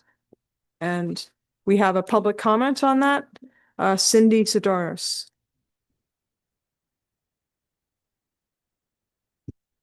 I would just like to ask the board to respect the training and experience and knowledge of our professional educators and approve the class as proposed. Thanks. All right, do we have a presentation? Terry Fault, our Associate Superintendent of Education. Not a formal presentation, just a quick update to communicate the changes between the year-long course and the semester, which is the revised portion that has been brought to you. We have taken our year-long course, which was 7 units, and consolidated it into 3 units, which is a typical semester between 3 and 4 units. We kept the units of immigration and migration, education, housing, and justice system. And we have consolidated the first 3 units, which is what is ethnic studies and identity, and move that into that first unit as an introduction before going into the immigration. We had multiple opportunities for our social studies department to give feedback. We had 4 teachers, 2 from each site, that led this. We made a a revised version, gave it back to the social studies for feedback. And what I bring forward to you is a proposal that the social studies department all supports and asks for your approval in moving forward, as well as myself.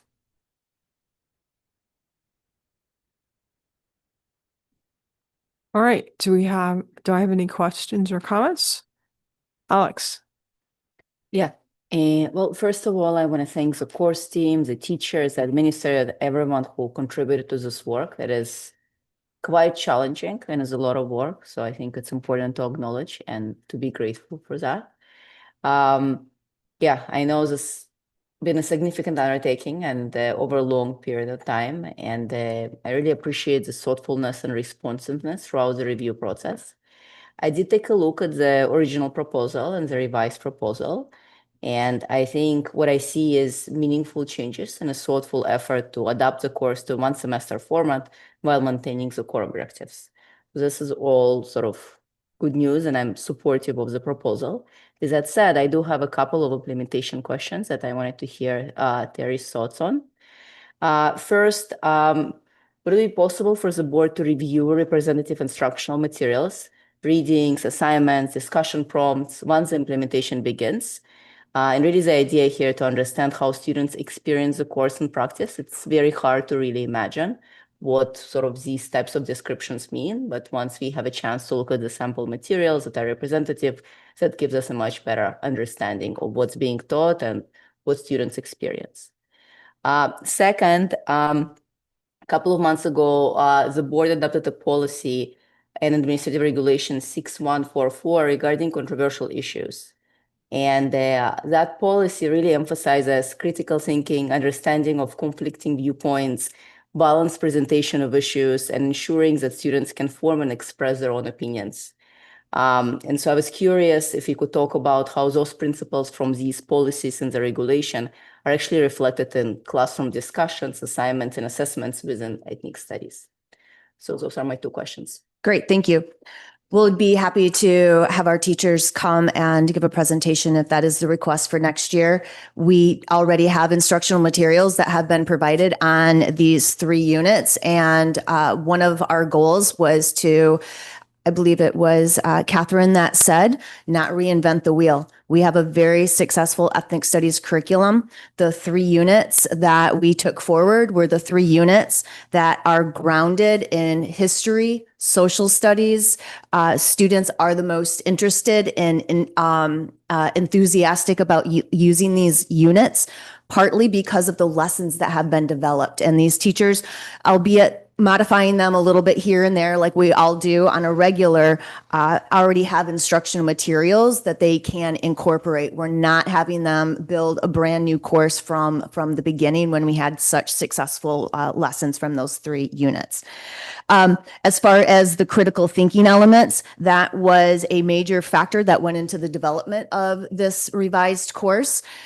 The Social Studies Department heard loud and clear this interest in keeping strong teaching and learning around social studies in preparation for the students to go into sophomore year social studies.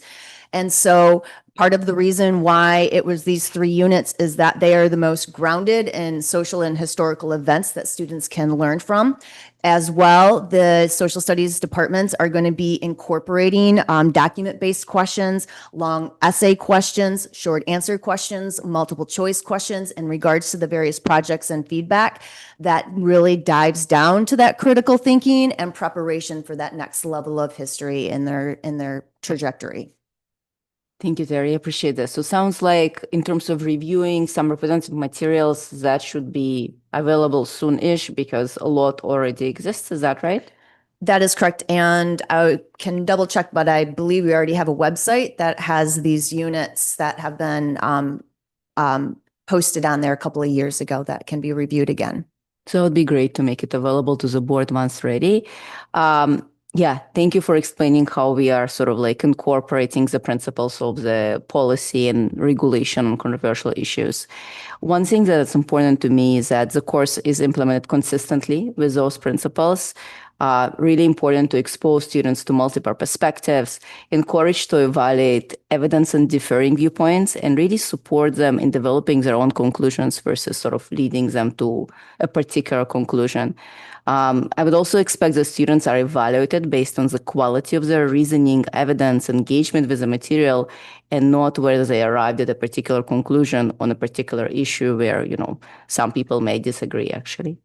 So yeah, so with those thoughts, I appreciate the work that went into this revision. I look forward to reviewing the representative materials and seeing more great work there. Thank you. I'll share your support and questions with the teachers.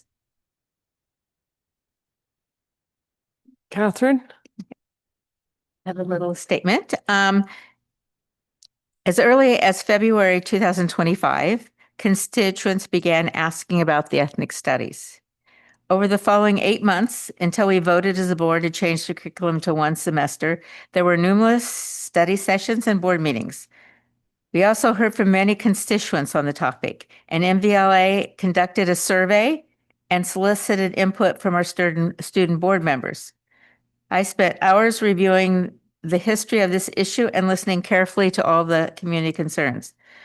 Our most important job as a board is to educate and serve our students. I want to apologize for a phrase I used at that time when I was voting for one semester. I said flipping a coin, but what I meant and should have said was that the different points of view were as different as two sides of a coin.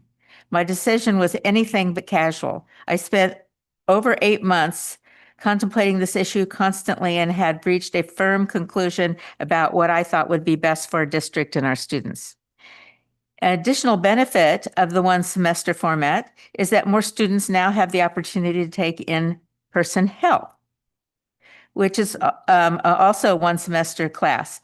The connection between the health offerings and ethnic studies was raised during our months-long discussions, and I'm glad that a positive outcome has emerged. I also want to apologize to the district community for communication difficulties surrounding the new requirements, specifically students dropping the second semester of ethnic studies in order to take health. Fortunately, that transition period is behind us and we're moving forward. Regarding the revised curriculum itself, I noticed the course teams chose to delete certain whole units from the original course and concentrate on the 3 units presented. My question would be, why did you choose that approach rather than cutting each of the units? Additionally, I believe there may be room to incorporate some social movement, which I miss, content along with this justice system in the final unit, and I would welcome hearing more about that. I have reviewed the state's ethnic studies guidance from when it was originally mandated, and I'm satisfied that we are substantively covering that content in this one semester course. Finally, expect, similar to what Alex said, that content will be presented with multiple perspectives on any controversial or political issue. On matters of opinion or political stance, no student response should be marked correct or incorrect, provided the student can explain and support their position within the context of the class. Absolutely. And to answer your question about the units that are not in the revised semester course. Unit 7, the social movement. Social movements are now embedded in assignments throughout the prior 3, including the East LA blowouts, the San Francisco strike, justice reform, and there's a final project that also includes this. As far as the Unit 1, which is what is ethnic studies, even though this isn't a full unit, it is a revised version that kicks off the semester. So there is a couple of lessons helping the students understand what ethnic studies is. The identity unit, again, it's not a full unit. However, there is a revised version that gives less explicit attention to personal identity and intersectionality, but there are components that allow students to have a moment and identify who they are in the lens of the course. And we did also condense Unit 3, which is the historical roots and systems of power. That is folded again into that Unit 1, which is a kickoff unit that what is ethnic studies? What is our diversity? Why are we here with ethnic studies? Now let's look at ethnic studies, the major four for the California framework through the lens of immigration, emigration, housing, education, and justice system. Yeah. Thank you so much. And your last question, I'm sorry. Why didn't we just minimize each unit? The teachers and the social studies department felt that breadth versus depth of overall units was what students needed to develop the critical thinking skills and understand the content to the level that they want to be able to get the students to answer those long essay questions, document-based questions. I just wanted to know what their thinking was. That's all. Thanks. Vadim?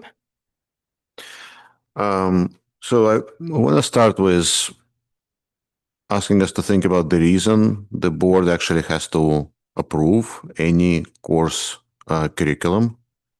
And the reason is that the board is responsible for making sure that courses offered to our students are in support with the board approved policies and goals.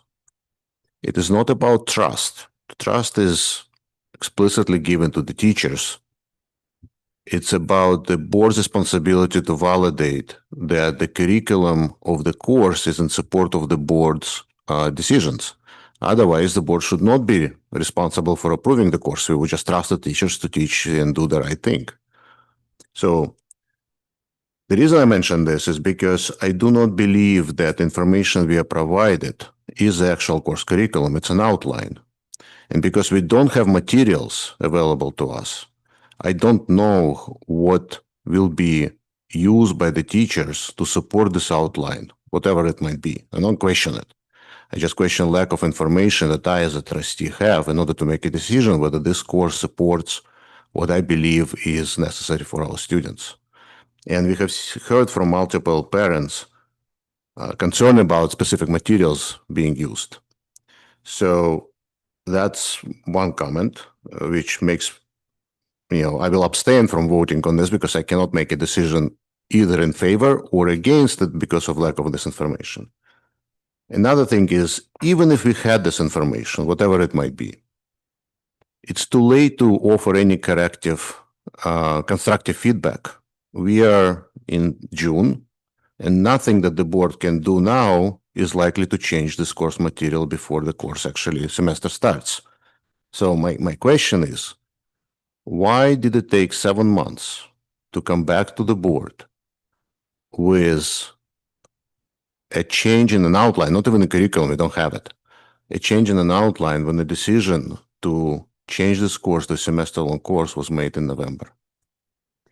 3 questions. Question number 1, in regards to the instructional materials. We are using a format for course curriculum revision or approval of new course or revised course that follows state guidance. Somebody said, let's not reinvent wheels, let's do what other districts are doing. Our format is comparable to what districts do.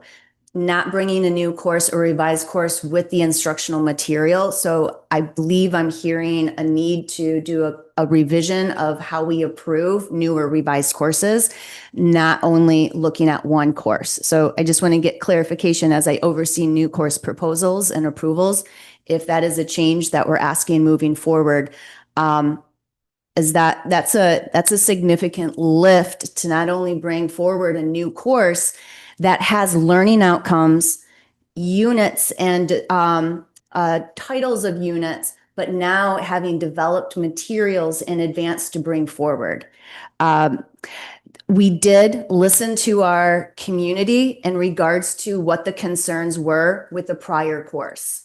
We have made cuts from those materials, significant cuts with the historical systems of power, as that was the most questionable or parents asked the most questions and had concerns around that.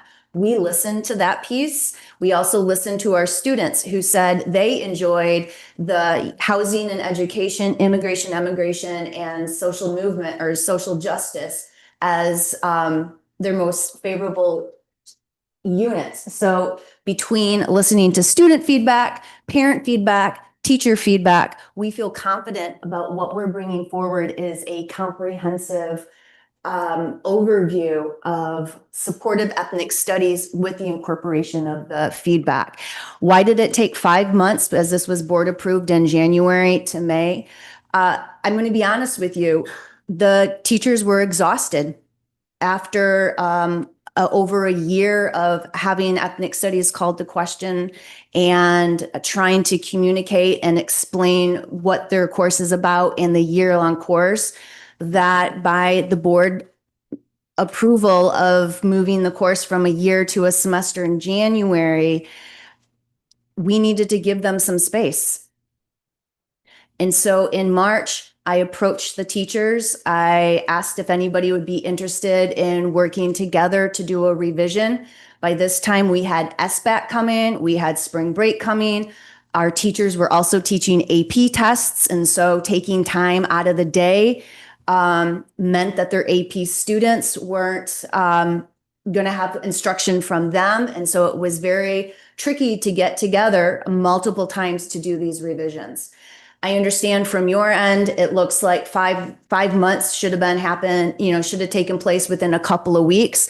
But when we look at the complex factors that went into play, it ended up being finalized towards the end of May. And I, Mr. Katz, I understand the concern that you're having with this conversation in June as well. I mean, the goal of the board is to validate the content, which I believe is missing, and I'll address your question from my perspective. But there is really no value from the board's decision today that will be incorporated in the next semester. So when we get to the point where we discuss proposal for future meetings, I will actually make a suggestion that we come back with this discussion in January, after we run this course for one semester. We solicit feedback from the community, from the teachers, from the students, and we evaluate the materials. And I would really like to have the materials published, like it's done by San Francisco Unified District. They've published all their materials online. So I would like us to do the same thing so that the parents have access to these materials. And the reason this course is so different from others, so to address your concern about how much work we expect. If for any other course, let's say algebra, if you provided an outline, I would get the book that is used to teach algebra. I would go through that book, look at the outline, and I would know which material covers that particular piece of outline. And I assume that this is what is being taught. Maybe wrong assumption, but this is what I would assume. Here, I have nothing to take into my hands, and I have nothing to read. I don't know what each teacher is going to use in order to cover any of the subjects highlighted in this outline. That's why publishing the curriculum for this course is absolutely essential. And MVLA as a district in 2023 was sued because of that. And we actually ended up providing this information along with a lot more. So again, my responsibility as a board member is to protect the district from such lawsuits. So I would strongly encourage administration to publish the actual curriculum that the teachers are using in their classrooms. YouTube videos, slides, presentations, make them public, make them available so that the parents can review that information because they have rights to that information. And again, it's not an issue of trust. It's an issue of doing the right thing.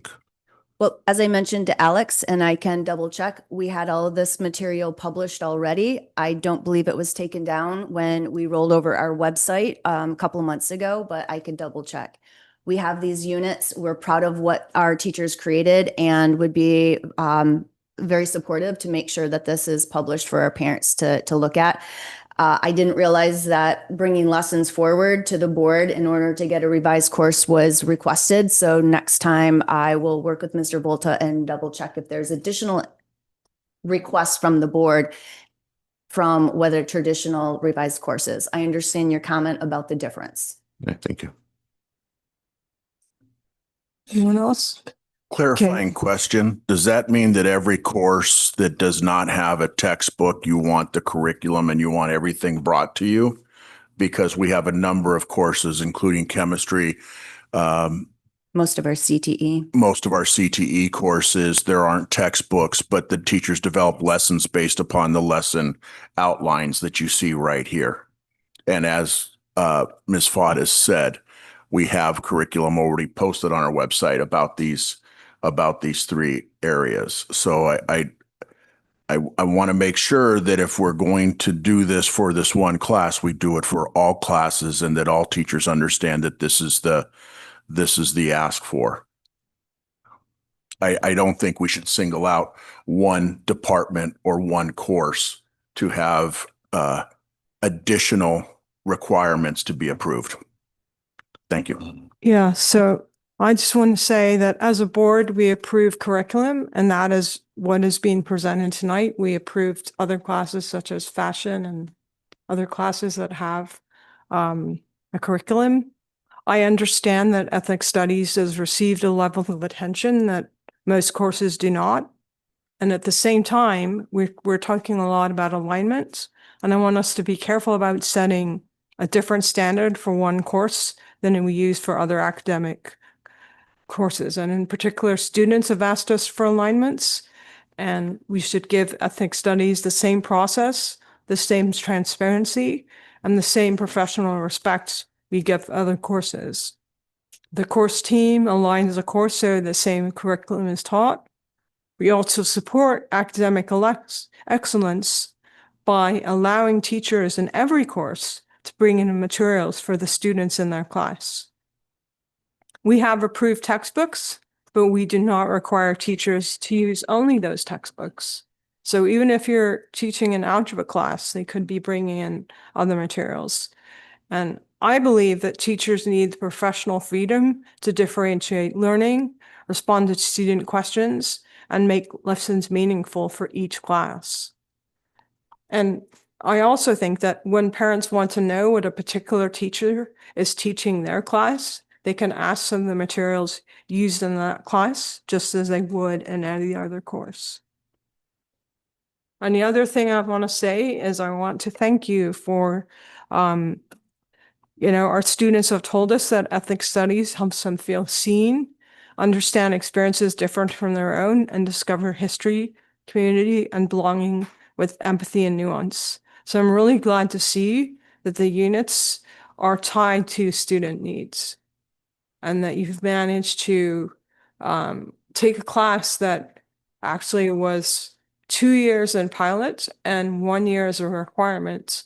And I think, and when I talked to the teachers and I asked them what it would take to cut it to a semester, they were saying it would be a lot of work. So I really appreciate the amount of work that the teachers did to thoughtfully and carefully revise this course into a one semester class that still meets the need of students.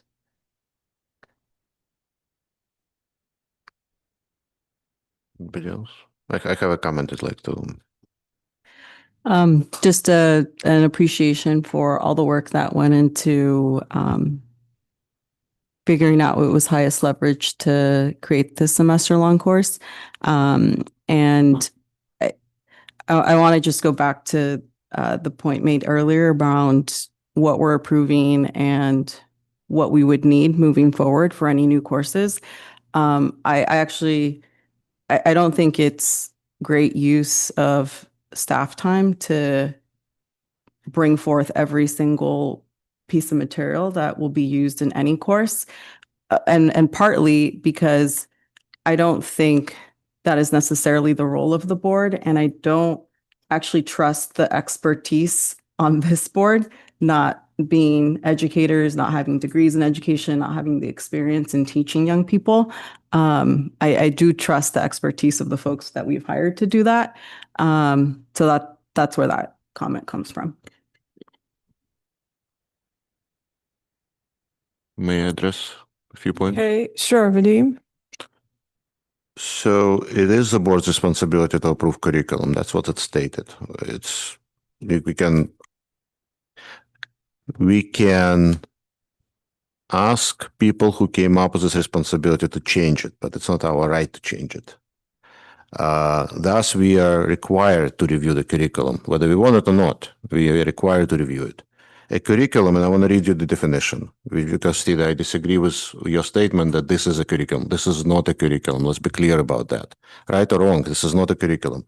A curriculum contains content, skills, methods, and assessments. There is nothing in this format that tells us what the assessment method is, what the content is. This is an outline, but it's not a curriculum. It's okay to disagree what we need, but let's call things the way they are. This is an outline of a course, which is exactly what it is, because it's basically a structured summary of the main topics, but it's not a curriculum. If we have a curriculum, I would like to see it. I think parents would appreciate to see it because of how special this course is, because there is no established practice. There are no textbooks. And we know from experience of the students, from the experience of the parents, that teachers have used very different materials to teach the course. And the way that materials were presented and the way the materials were received by the students was also very different. So that is the reason that I would like to make sure that, I'm very clear that my opinion, this is not a curriculum. I disagree with that assessment that it is. And as a result, I don't believe I can act as a board member, as trustee, in order to either approve or disapprove something that doesn't contain information that's necessary to make the decision.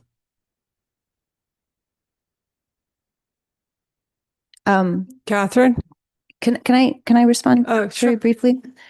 I just want to clarify that the curriculum has already been approved. As noted, what the teachers have modified is removing units 1, 2, and 3, taking, a lesson from what is ethnic studies, taking a lesson from your family immigration story, and keeping units 4, 5, and 6. This material has already been approved by the board. Confirmed, it continues to be published online as well. So I understand your point you're making, but just want to reiterate that this isn't new material that is being brought into ethnic studies. It is already approved, and we're revising what is getting removed, units 1, 2, and 3.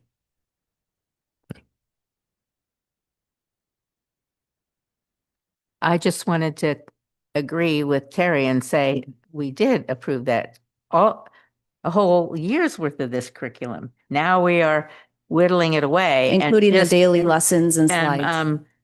Revising and saying we're only going to cover part of it, and this is the part. And I will say that if you look at the curriculum, it does include assessments.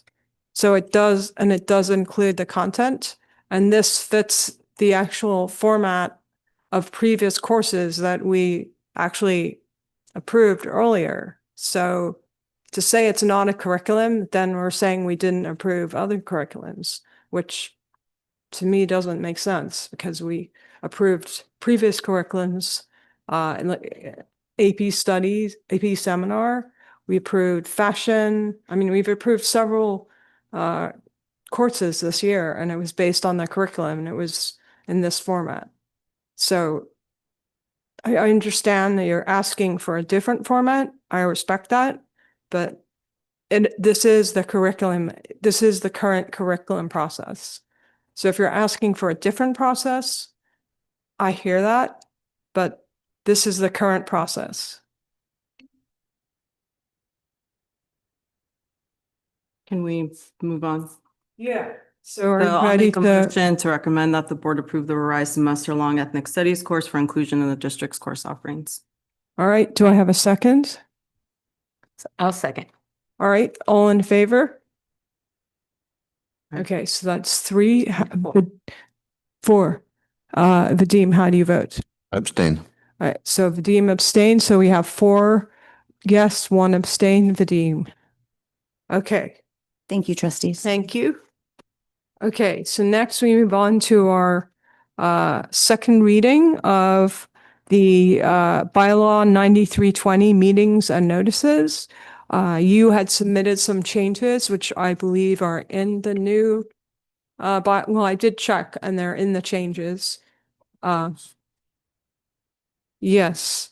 So I guess the main question is, does anyone have any other changes or questions? Alex? Yeah, so I believe the resulting document does not reflect the spirit of what we actually discussed and aligned on as a majority of the board last time. I do agree that the physical changes are there, but the way it reads together doesn't get to the meaning that we meant. And I'll explain.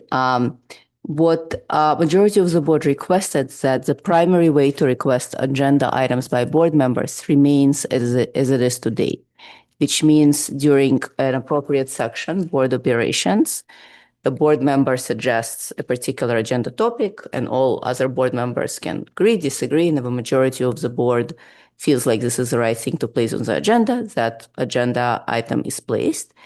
And then we said that additionally, in between meetings, over email, a board member can also request an agenda item, and the board president and superintendent will give that particular trustee a response by the next board meeting.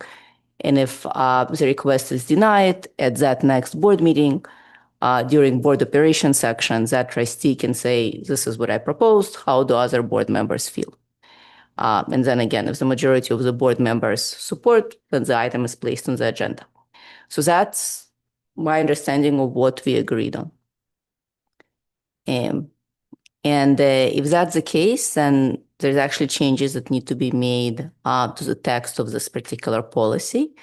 And I can suggest exact specific changes, but maybe first we confirm that what I just described is where we landed. I believe so, yes. Okay, cool. I think there is one gap that that wasn't addressed. I have asked for 2 board members to be able to force an agenda item for discussion instead of requiring a majority of the board. I think I heard that, and I don't believe there was a majority of the board. I mean, that agreed to that, so. We didn't vote on it. How did you Okay. decide on that? Well, we can vote on it if you want. Okay, yeah, I do. And I'll explain why. It is important for the minority opinion to be able to bring a discussion to the public topic, because as a board, we cannot have the discussion among ourselves. Only 2 people can talk to each other. So if there are 2 people who are interested in a particular discussion and they basically end up creating a silo and they cannot discuss it with anybody else, if they cannot get people responsible for the agenda item, which today is the president and the superintendent, and we've made an exception to include vice president in this discussion.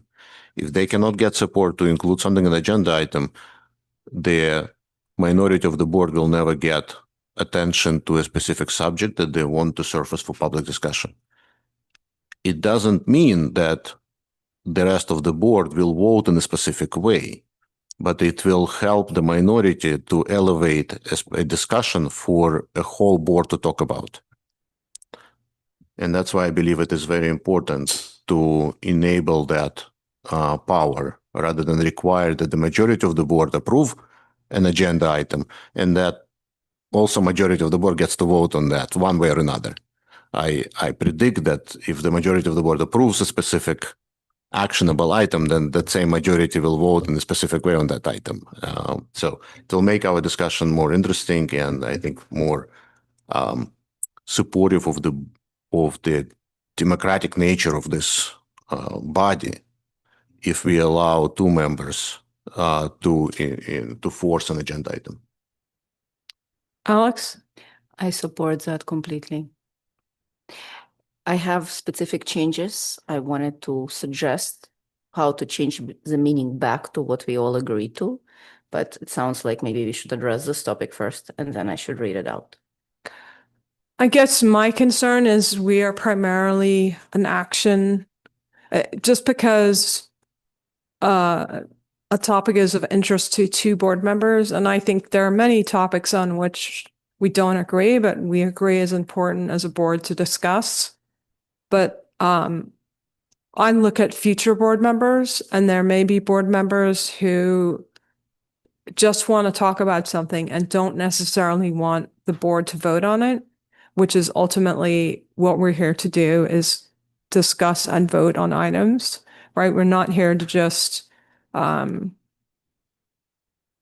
talk about, I don't know, how we feel about sports or something like that. Right? So our goal is to actually take action as a board. And so I think my concern is that we have board members who would bring a topic that is not actionable by the board, and then we still have to and our meeting time is very precious, and then we spend time talking about something that is not actionable by the board. I would hope that we have board members who, even if they think this topic is not something I'm going to not support, that I would it's at least actionable and something that we would want to discuss. So I would be a support of something that said actionable by the board, but I wouldn't want to leave it open-ended where it was just simply you could bring up any topic and spend our precious time here talking about it. I hear you too. I think that's a valid concern, but also easily addressable. Exactly. It's a format. It's a format concern, right? Which is different from, I agree that for the actionable business agenda items, everything needs to be actionable. We need to be able to vote. So format, no issue, but it has nothing to do with the point I'm making. The point I'm making is that we should not require majority of the board to approve an agenda item. To me, that gets back to the point of what an agenda item is. And to me, ultimately, our power as a board is to vote as a board and to take action on things. Like if we're just discussing things and we don't actually vote, then we're not actually moving forward as a board. So I think, good points. Good points, fair feedback.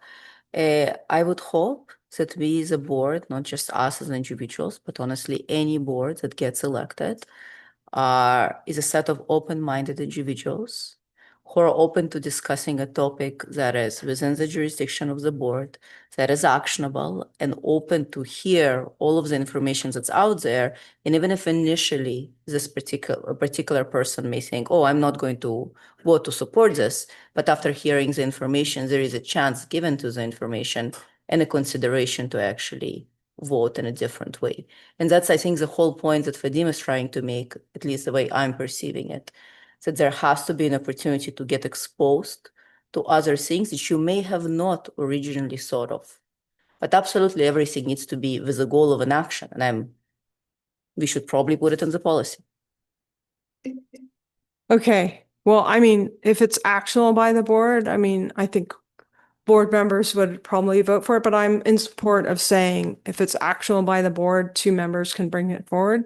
But I really am concerned about the future, because I don't know who's going to be on the board in the future. And I'm very, as board president, I'm like, have to be very conscious of what time it is and how much time we're spending on things. And I would just hate for the board to be sitting here while 2 board members are like talking about something that isn't actionable by the board. So that is the addendum I would add.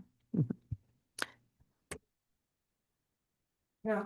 Well, there's certainly ways to handle that. For instance, calling the question and so on, where you feel, okay, we've heard from these people, it's going on, and we're not hearing anything new. Call the question and vote on it or not. And so in that regard, I'd like to call this question. And Vadim, are you making a motion to add one that 2 board members can request? Yes, I would like to make that option specific wording, and we can change it. I think everybody understands the essence of what I'm saying is to replace, if a majority of the board agrees with the appeal, that's an appeal to previously rejected. Why really an appeal? It should be for any agenda item request. Otherwise, it's a little bizarre and I don't follow it. So idea is if the board, I think the way this is phrased, the board member asks for a specific agenda item. Maybe I should go with my suggested changes first, Please because do. otherwise it Okay. doesn't make sense. Okay, please do. So just to repeat, like what I'm saying, we have previously agreed that the primary way to request agenda items is in board meetings during board operation section, where a board member suggests a topic and we can decide 2 board members, 3 board members say that they're supportive, and then it's placed on the agenda. Additionally, a secondary way to request an agenda topic in between meetings, because of course, if you're in a meeting, you can just use this primary way, is to request in writing particular agenda item addressed to superintendent and the president. Those folks can take a look at that agenda topic, decide approved or not approved, and give that board member an answer by the next board meeting.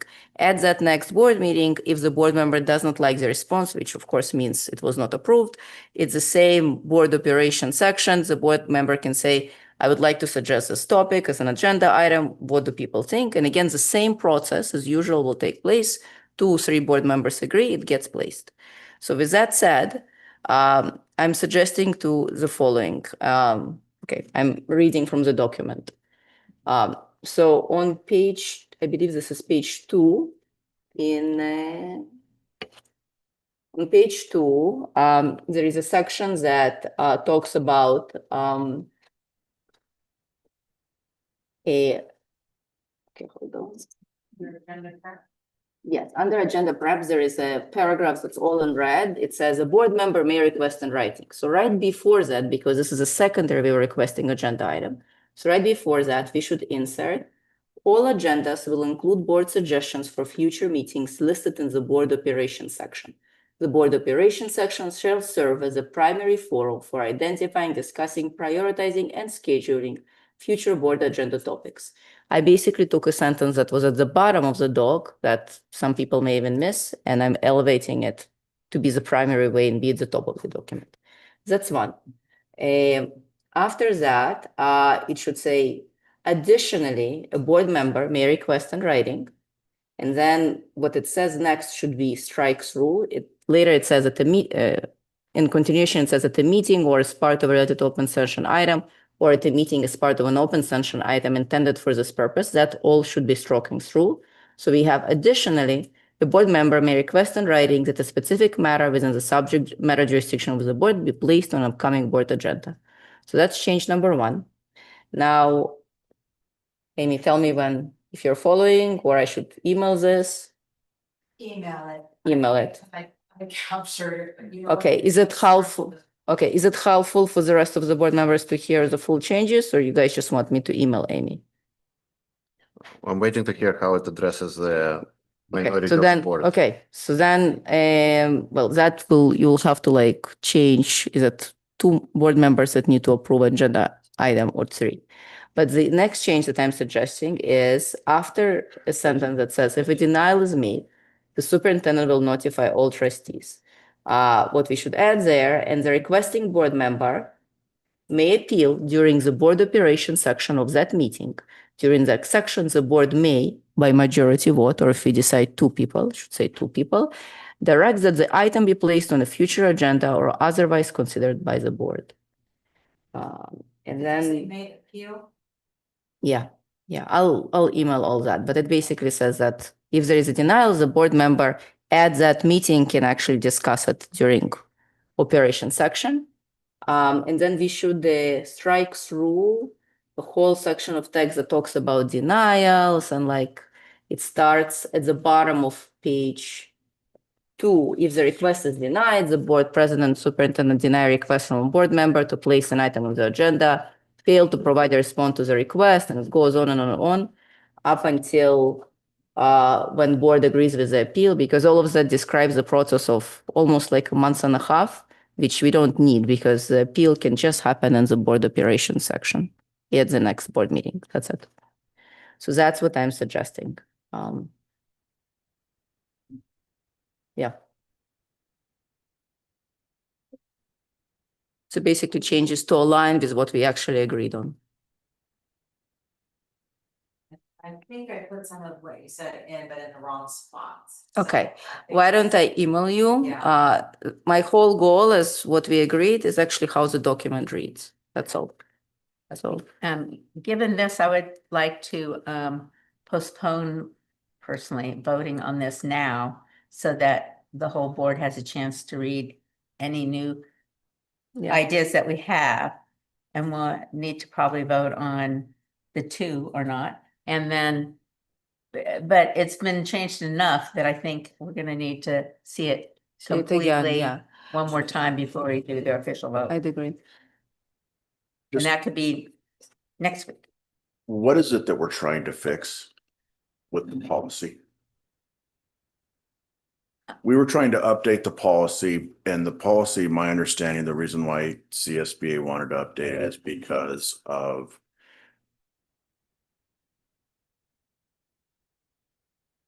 certain situations in such certain areas of the state where the board has not been allowed to do the business of the board. You know, when you read the roles of the board in board bylaw 9,000, it's very clear what the roles of the board are.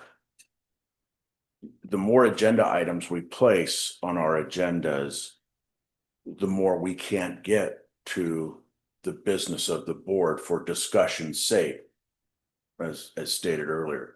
Also, when agenda items are placed on the board, there is a certain level of staff input that needs to go into it and research that goes into these agendas. So I'm not sure what we're trying to do other than to make it easier for individuals to put agenda items on the meeting agenda. And if that's our goal, okay, then that's our goal. But I don't know what we're trying to fix. I think it's the opposite, Eric, actually. The way that we request agenda items today, from what I can tell, works really well for this board. And what this updated policy is trying to do is they restrict that and make all new agenda items go through superintendent and the president. And that's what I perceive to be not acceptable by the board in the last meeting. But that's been the practice for school boards for quite a while.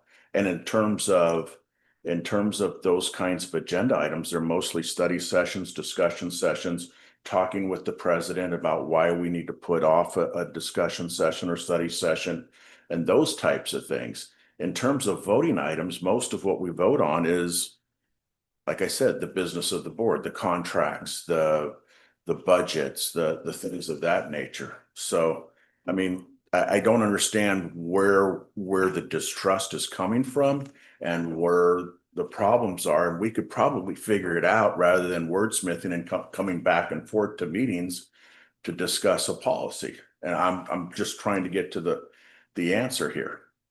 I'm personally not sure why we even wanted to change this policy. As far as I can tell, things have worked fine. So I'm not sure why we're changing it and what good does it bring. But personally, what I suggested to the board that was resonated is bring it back to how it was. Why don't I look at the old policy and see what statutory changes are necessary, and we'll just only change the statutory changes. Great.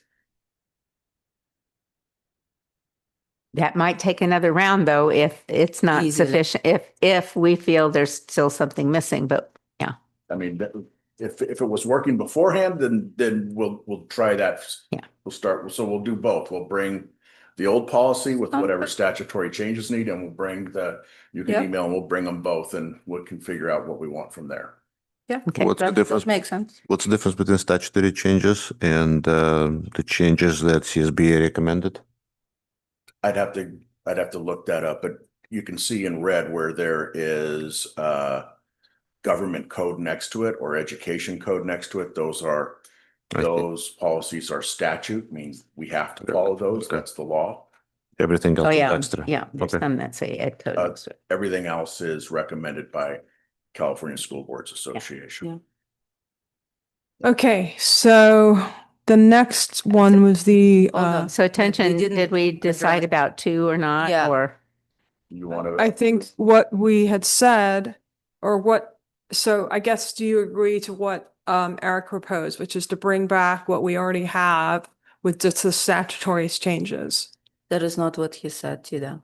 He said we'll bring both back one is the old policy with just Right. actuary changes, and the other one with the updated text that I will send to Amy. Right, but you have to agree to The that two. one, to both of them. So I was gonna ask about that one since He's the- you had already proposed the former, so, or actually the latter, because he said that second. So, do we agree that we're gonna look at both of them?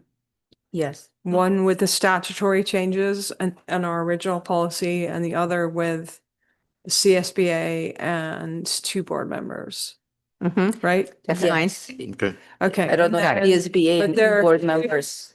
There's Yeah. actually 2 bylaws there. Those are also the agenda. Can I just meeting clarify? materials. Yes. The other one that you described is CSBA changes updated to what this board considers acceptable, plus 2 board members, just to confirm. Yeah. So I'm still sending Amy the text that I partially read to you guys, just to confirm. Mhm. Yeah, so I didn't hear from everyone about the 2 board members, so I'm not sure. Okay, that's a good I, one. that- how about this? How about I motion that we vote whether we want to allow 2 board members to place an item on agenda, whether as an appeal or as a direct request. And let's decide on that so that the president doesn't make a singular decisions on whether this is something that we agreed or disagreed. Yeah. Can I motion that? You can take a straw poll, but since we're not voting on the proposal, and I would actually. Just it's not an agenda item? Yes. We're not agreeing to vote on it, so we can do a straw poll or we can wait until next meeting and then decide on it next. Let's meeting. do a straw poll, so we at least have 2 versions and we can just select among them at the next meeting. Okay. All right, so can you propose exactly what it is you want to propose, Vadim? Or- Yes, I would like for a board member to be able to request an agenda items, and if supported by a second board member, that item becomes an agenda item. That request is honored as an agenda item, Okay, right? Because right now the policy says majority of the board needs to agree to that. It talks as an appeal process, right? But basically it says that if somebody wants to force an agenda items, they need to be supported by the majority of the board. Well, they never have an opportunity to ever discuss it as with the majority of the board because it will violate the Brown Act. all right, so does anyone else want to consider that? Yes. I do too. Okay, And I thought the board policy already said that before. And I read 2 or 3 things this week in CSBA and other legal documents as I was doing research for this ethnic studies, as well as research for a couple other things that say 2 board members should be able to ask for something. Last one. Now, like I said, it's pretty easy to control if everybody else wants to shut it down after the people make their original statements. And 3 people vote against furthering the discussion, then you're done. It's not. so Catherine, it's It's a being procedure. asked and answered, so Yeah. the vote has already been cast, so let's move forward. Let's move to item, I think agenda materials, / meeting. We're gonna consider 2 different. Yes, that was what was decided. CSBA. Modified one that we just discussed and the original one, the statute. We're gonna consider both for next week. So. Yes, No, Amy, for bylaw 9322, we will bring 2 versions as we discussed. One, Our we next can. board meeting is less than a week away. That's true. Normally, we ask that board agenda items are submitted a week before the meeting so that we can get the agenda out by Wednesday. Is it okay if we look at this in August so that we can have everything done? Because we're not going to have this ready for next week. Okay. okay. Yeah, that's So fine. then can we look at the other Yeah. bylaw? Are we ready to do that? 9320. Yeah. Yep. I move we approve the updates to 9320. Okay, do I have any, do I have a second? I second. Okay, moved by Catherine, seconded by Alex. All in favor? Aye. Okay, so that passes 5-0. All right, so next we move on to our board policies, and again, I'll read them one by one. The first is, I'm not gonna read the numbers, is weather safety, which is a new state requirement. So does anyone have any questions? Sorry. This is a first reading, right? So this is a first reading on this. So does anyone have any questions or comments on weather safety, which is a new state requirement for a board policy?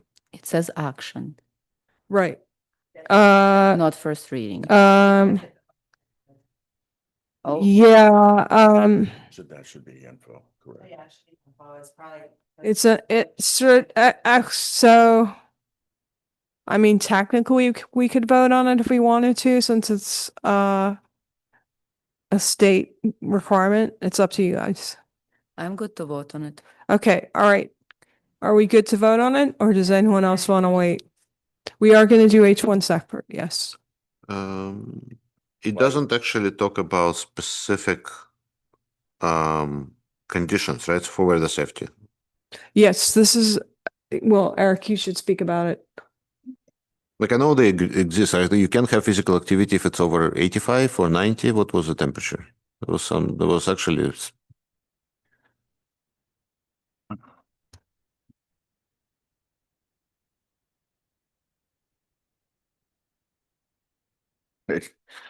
I know for CIF, it's a temperature value on a wet bulb thermometer.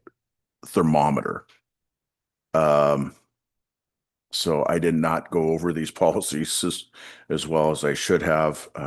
What department brought these forward? Come on up, Terry.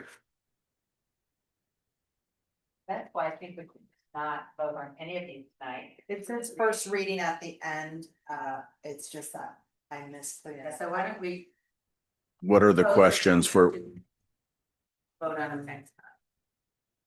Well, I think that the main challenge is, it sounds like if we want to make changes that we would have to put them off till August. So I think in terms of weather safety, we may want to consider passing this, because it does involve safety, but it's up to you. I guess my question is more.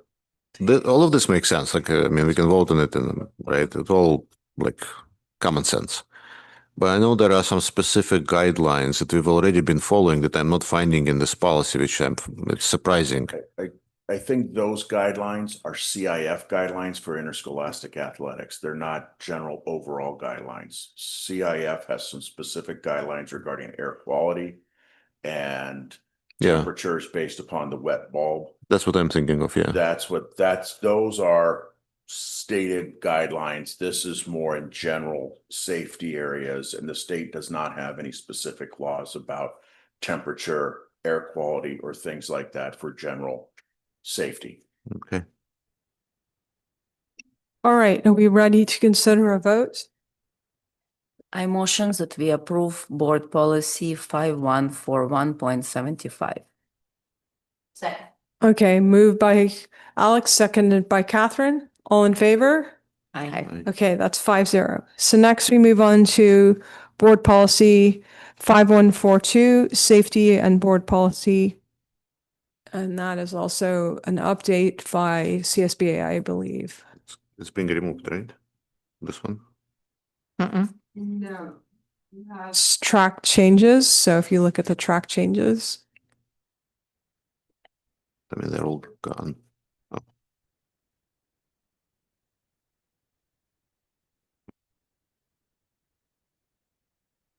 Do we have questions on it, or do we vote on it? What are we? Yeah, so if anyone has any questions about it,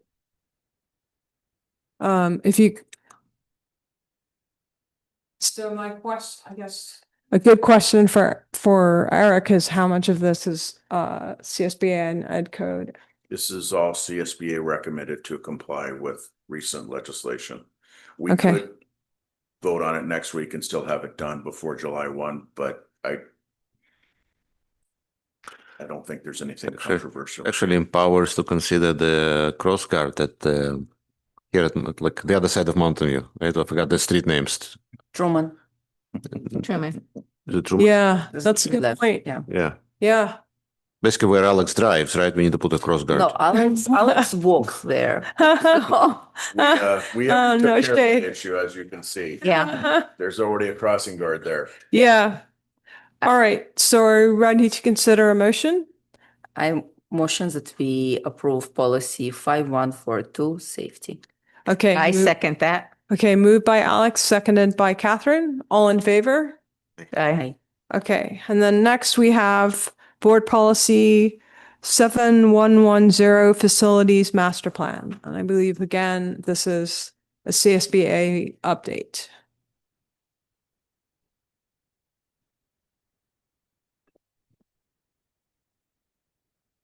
So can we bring it up the track changes? That's the old one. Thank you.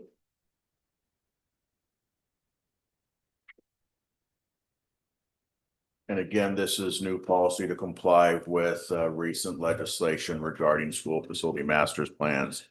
In order for us to receive our school facilities funds from the state. And this is not to be confused with our master plan for like the bond measure. That is No, this. the master plan that we wrote based on this policy. Correct. And that is the two different things. Just clarifying. I move that we approve facilities master plan policy 7110. I second. Okay, moved by Catherine, seconded by Alex. All in favor? Aye. Okay, that's 5-0. Okay, next we move on to resolution 2526-30, refunding of Measure E Series A bonds. And this is this is also a good thing in that we are giving bonds back. Well, reducing the rates and saving taxpayers a Yes. little bit of money. So, all right. So do I have any questions before we, or comments before we consider a motion? This is similar to refinancing a home. Yeah. All right. Okay. Seeing none, do I have a motion? I move that we approve resolution 25-26.30. Okay. Moved by Catherine, I second. seconded by Alex. All in favor? Aye. Okay. That's 5-0. All right. So next we move on to 15.0 board operations. So now we move on to what we just discussed, which is board suggestions for future board reports meetings. Alex. Yeah, I wanted to discuss an agenda item I saw in 2024, the last year where we had elections. In 2024, the board adopted a resolution governing the election process that included a provision regarding candidate statements and cost sharing between the candidate and the district for printing, translation, distribution of those statements. We have another election cycle this year. I can send you the resolution if that doesn't sound familiar. You were not here, obviously, and as I. So we are approaching another trustee election cycle. Splitting the costs actually makes that more accessible to different types of candidates. To me, this is actually a bigger sum than the $600 we just discussed. And so I wanted to see how do we feel about approving another resolution like that that actually does the cost sharing between the candidate and the district for candidate statements cost. It's basically $2,000 per. Doesn't the old one still apply?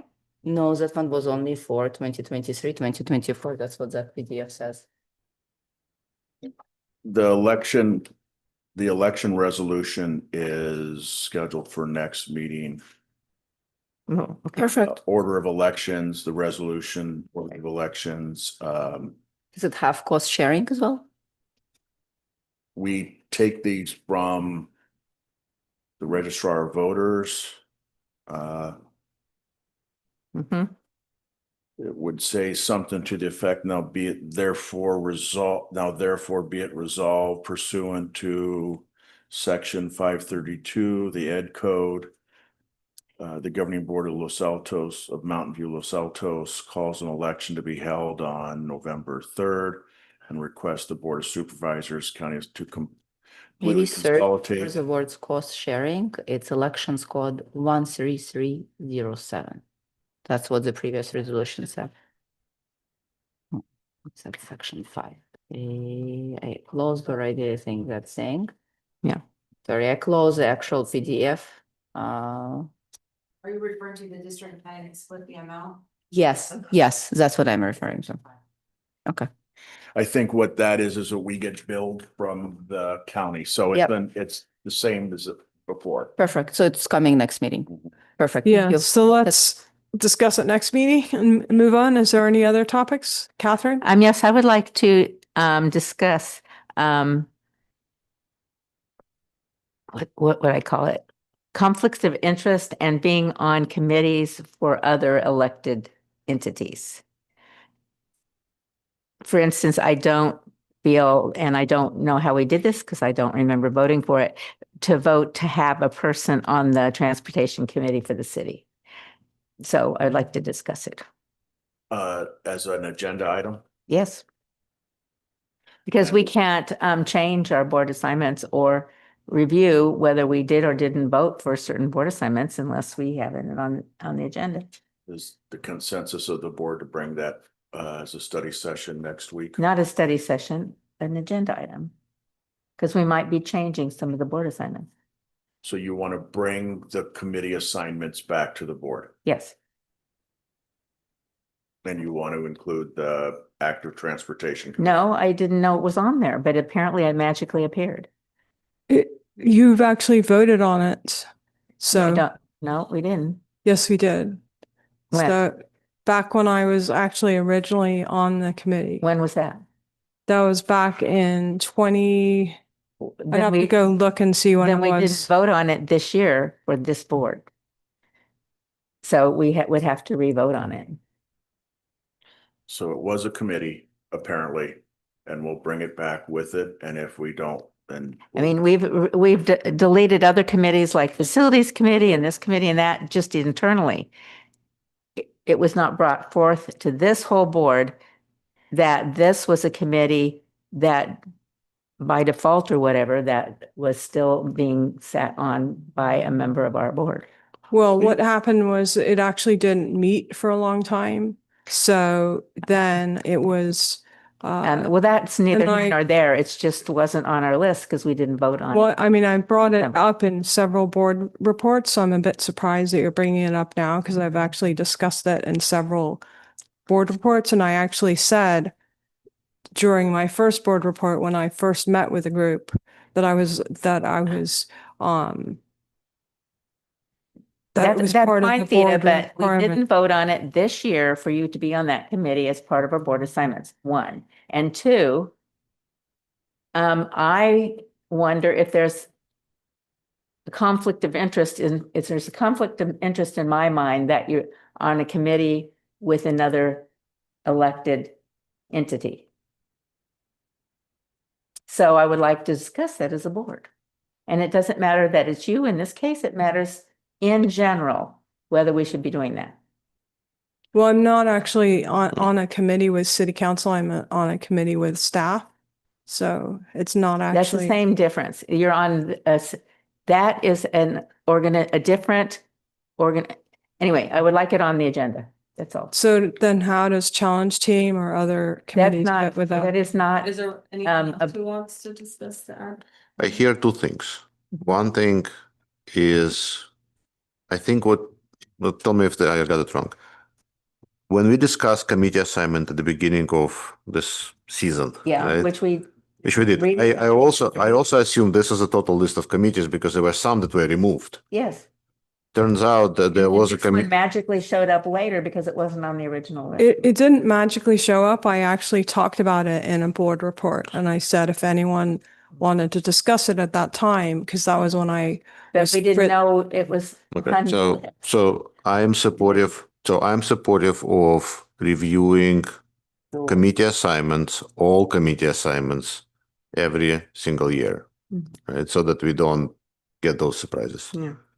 And then the second point that Well, you, we do every year in December, but that one was not discussed this last December. that's what I mean, like whatever committees each board member is a part of needs to be brought for that discussion so that other board members, have an opportunity to express interest in participating in that committee, right? Like we do with others. So, and then Yeah. the second, That's all. Okay. so I'm supportive of that. And then the second point I think that is maybe a little different is it okay during election cycle for a board member, maybe ever, to participate in a committee with other elected officials, right? It's And not I don't other think it's just elected around officials. election season. You're saying in general, And in right? general, In general, yeah. for instance, Challenge Team is not an elected situation. It's not an It's a elected. nonprofit, That's, It's not an elected position. I'm not dealing with, I'm on a staff created committee. So, well, that's why we'll discuss it next time at our meeting.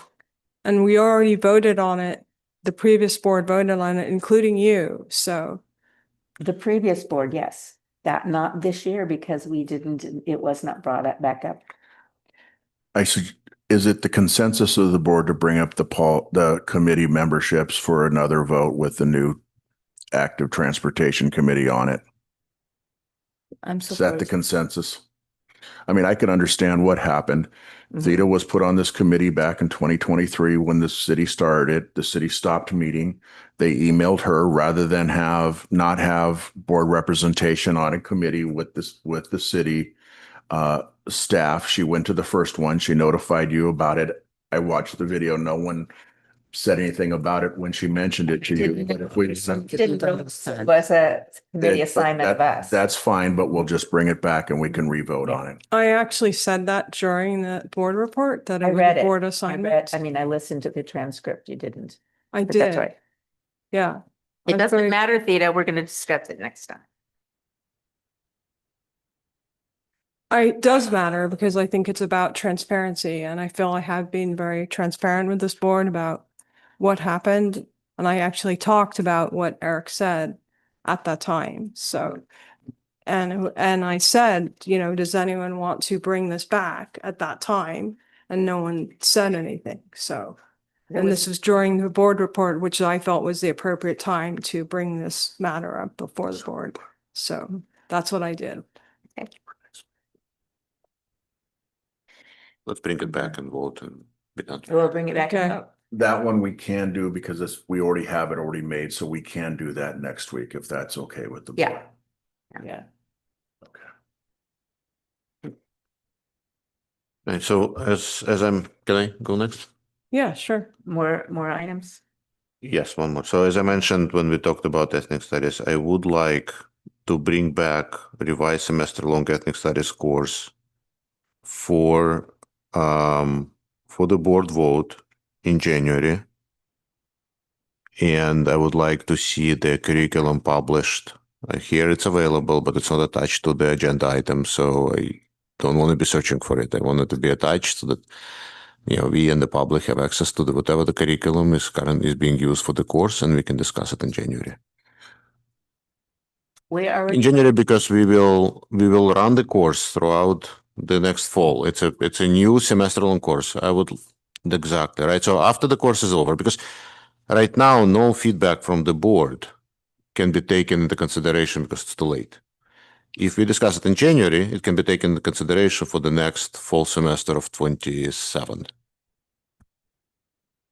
So what is it that you're asking for? Because we already approved the curriculum. So what are you asking for so that?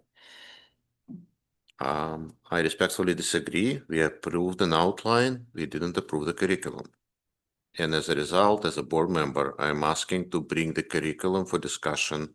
And I think in order to be effective at our use of time, it makes sense to bring the curriculum when we can actually provide input to the administration on that curriculum that can be taken into consideration. Doing it now makes no sense because no effect on the fall semester. Doing it in January will give us an opportunity to experience what the changes that the teachers introduce, collect feedback from the public, from the students, and review that and provide our feedback in January. So, I mean, what you're actually asking for is you're asking for a survey. So I want to be clear on what you're asking for because the board,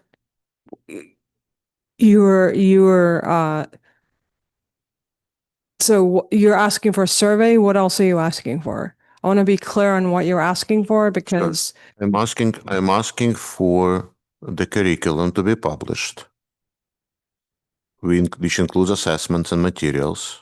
A model for what I'm asking for has been done by the San Francisco Unified School District. They've published all the materials online. They've published their assessments online, Yes. so the students can see what their assessments are. They've published what their material is covering. Okay. What but not the assessment. topics of what they're being asked Okay, about. but not the assessment. Not the actual quizzes, of course.